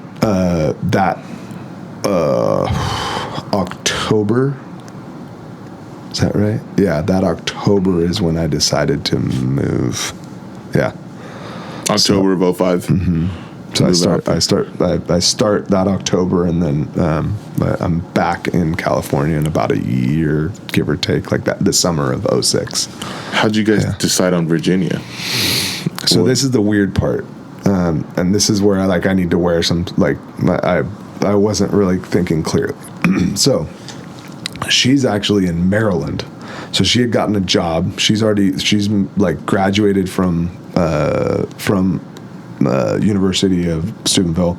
She's working like sped. So she's doing like high intense special ed stuff out of Maryland. Yeah. I don't know anyone in Maryland other than her, and we're for sure. I'm not moving in with her, and me moving there didn't make any sense, at least in my mind, logistically. Zach and Lauren already had a place, and they're like, "Hey, come rent with us." It's only like an hour and 15 minutes, an hour and a half from where they were at in Virginia. Okay. To, I think, might have been 2 hours ish. Okay. So you moved in with Zach and... So I moved in with Zach and Lauren, and he had a good gig at Marriott. I picked up a job as over like graveyard shift security for the basically it's the infamous Marriott that Tiger Woods would stay at. Oh, wow. And like it's also the place where a ton of government officials would stay. Mm-hmm. So it's Chantilly, Virginia, if you're familiar with it. Yeah. It's just down the road from Manassas. It's like the hotbed of like, it's where all of the people that we know are in government. That's where they live. Okay. So they like, most of them may have like a studio or something if they've got enough money staying in DC proper. Yeah. But this area, Fairfax, Chantilly, is like super high end, and it's where all like government officials, anyone associated with government, that's where they actually live, and their families go to school, all that. Okay. So this particular Marriott, I think it's one of the biggest or was at the time the biggest in North America. They would have like all these conventions, all these big like high profile things. You'd have like full defense contractor conferences happening there. So like Northrop Grumman, all these big, huge conglomerate companies that are supporting our troops or anything tied into government contracts. Typically, you're having it there. Okay. So it's a super interesting place to work at because it was a massive hotel. I'm working security, so I'm doing like, basically I'm like glorified babysitter. I don't have a gun. I don't have anything like that. Yeah. But like people getting plastered all the time that are it was an interesting job. Let's just put it that way. Yeah. And you're seeing Teresa like on the weekends? Yeah, and not consistently. That's the other weird part is like we're still kind of operating in this like long distance relationship. Yeah. But I am going up at least a couple times a month. Yeah. And even that's like, it's awesome, but it's not the way a healthy relationship should develop. Yeah, because we're not seeing each other like daily. Yeah. And just living normal lives. It's and then when I'm going up there, like her sister was great about like really kind of locking down and making sure we're being virtuous because I'm staying at like their house.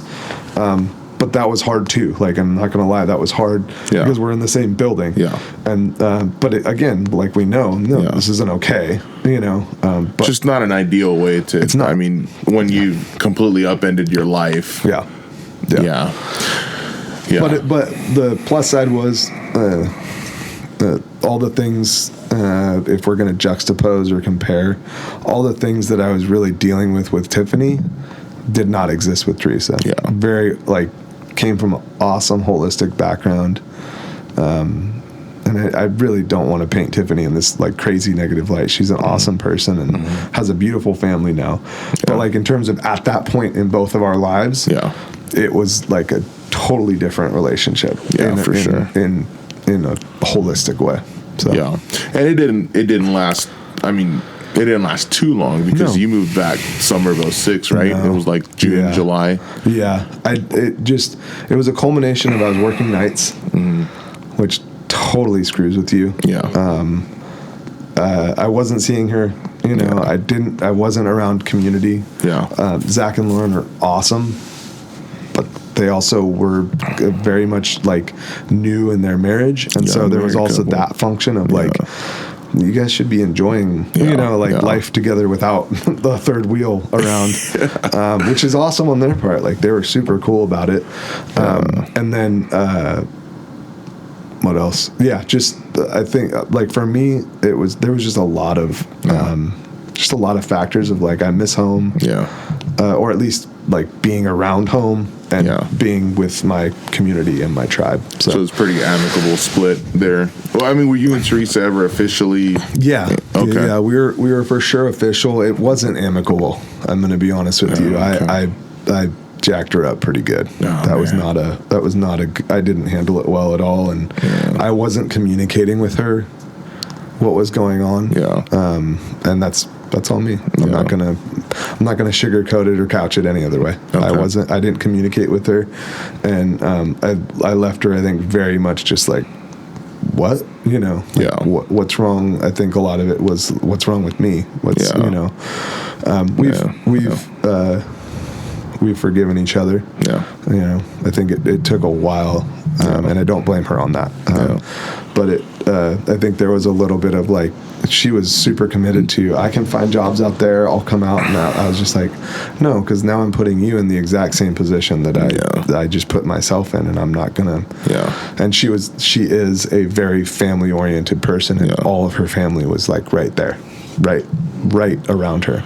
So like I was seeing it as like, no, like, and maybe that, you know, no, not maybe. They're just like, to me it was no, this, like, maybe a little cold-hearted about it, but it was just like, you need to be here. Like this is your family, this is your community.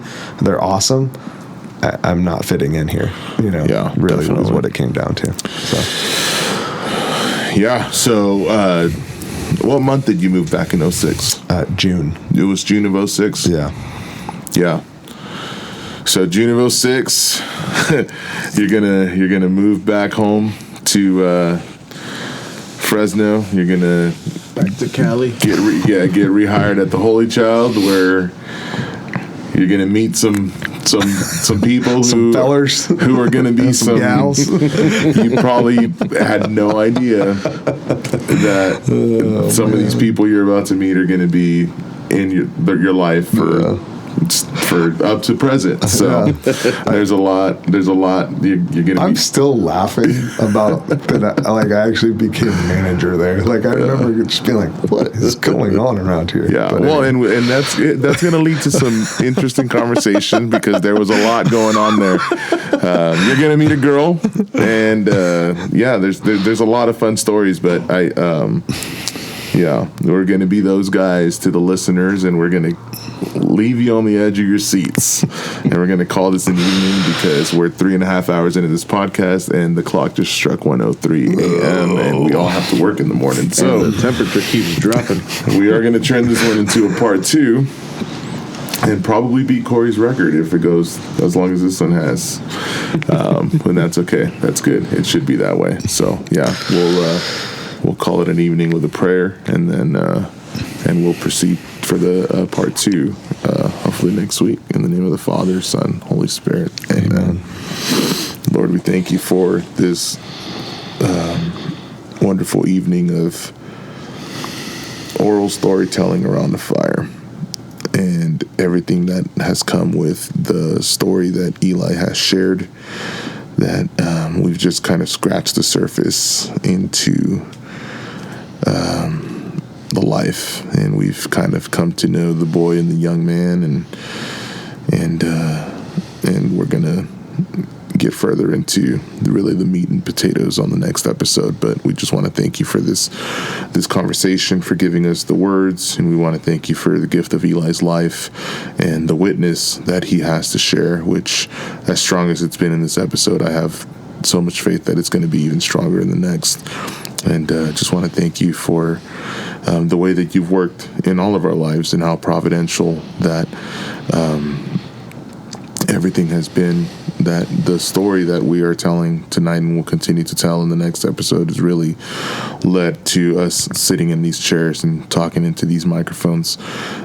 So we just want to pray for just a good night's rest and a safe trip home for us here tonight. And just want to continue to pray for all of our listeners as well, and any of your intentions and anything that you all have going on. We place all of it into the arms of our most blessed mother, for her to take to the feet of her precious Son. Hail Mary, full of grace, the Lord is with thee. Blessed art thou amongst women, and blessed is the fruit of thy womb, Jesus. Holy Mary, Mother of God, pray for us sinners, now and at the hour of our death. Amen. Holy Spirit, Holy Spirit. Amen.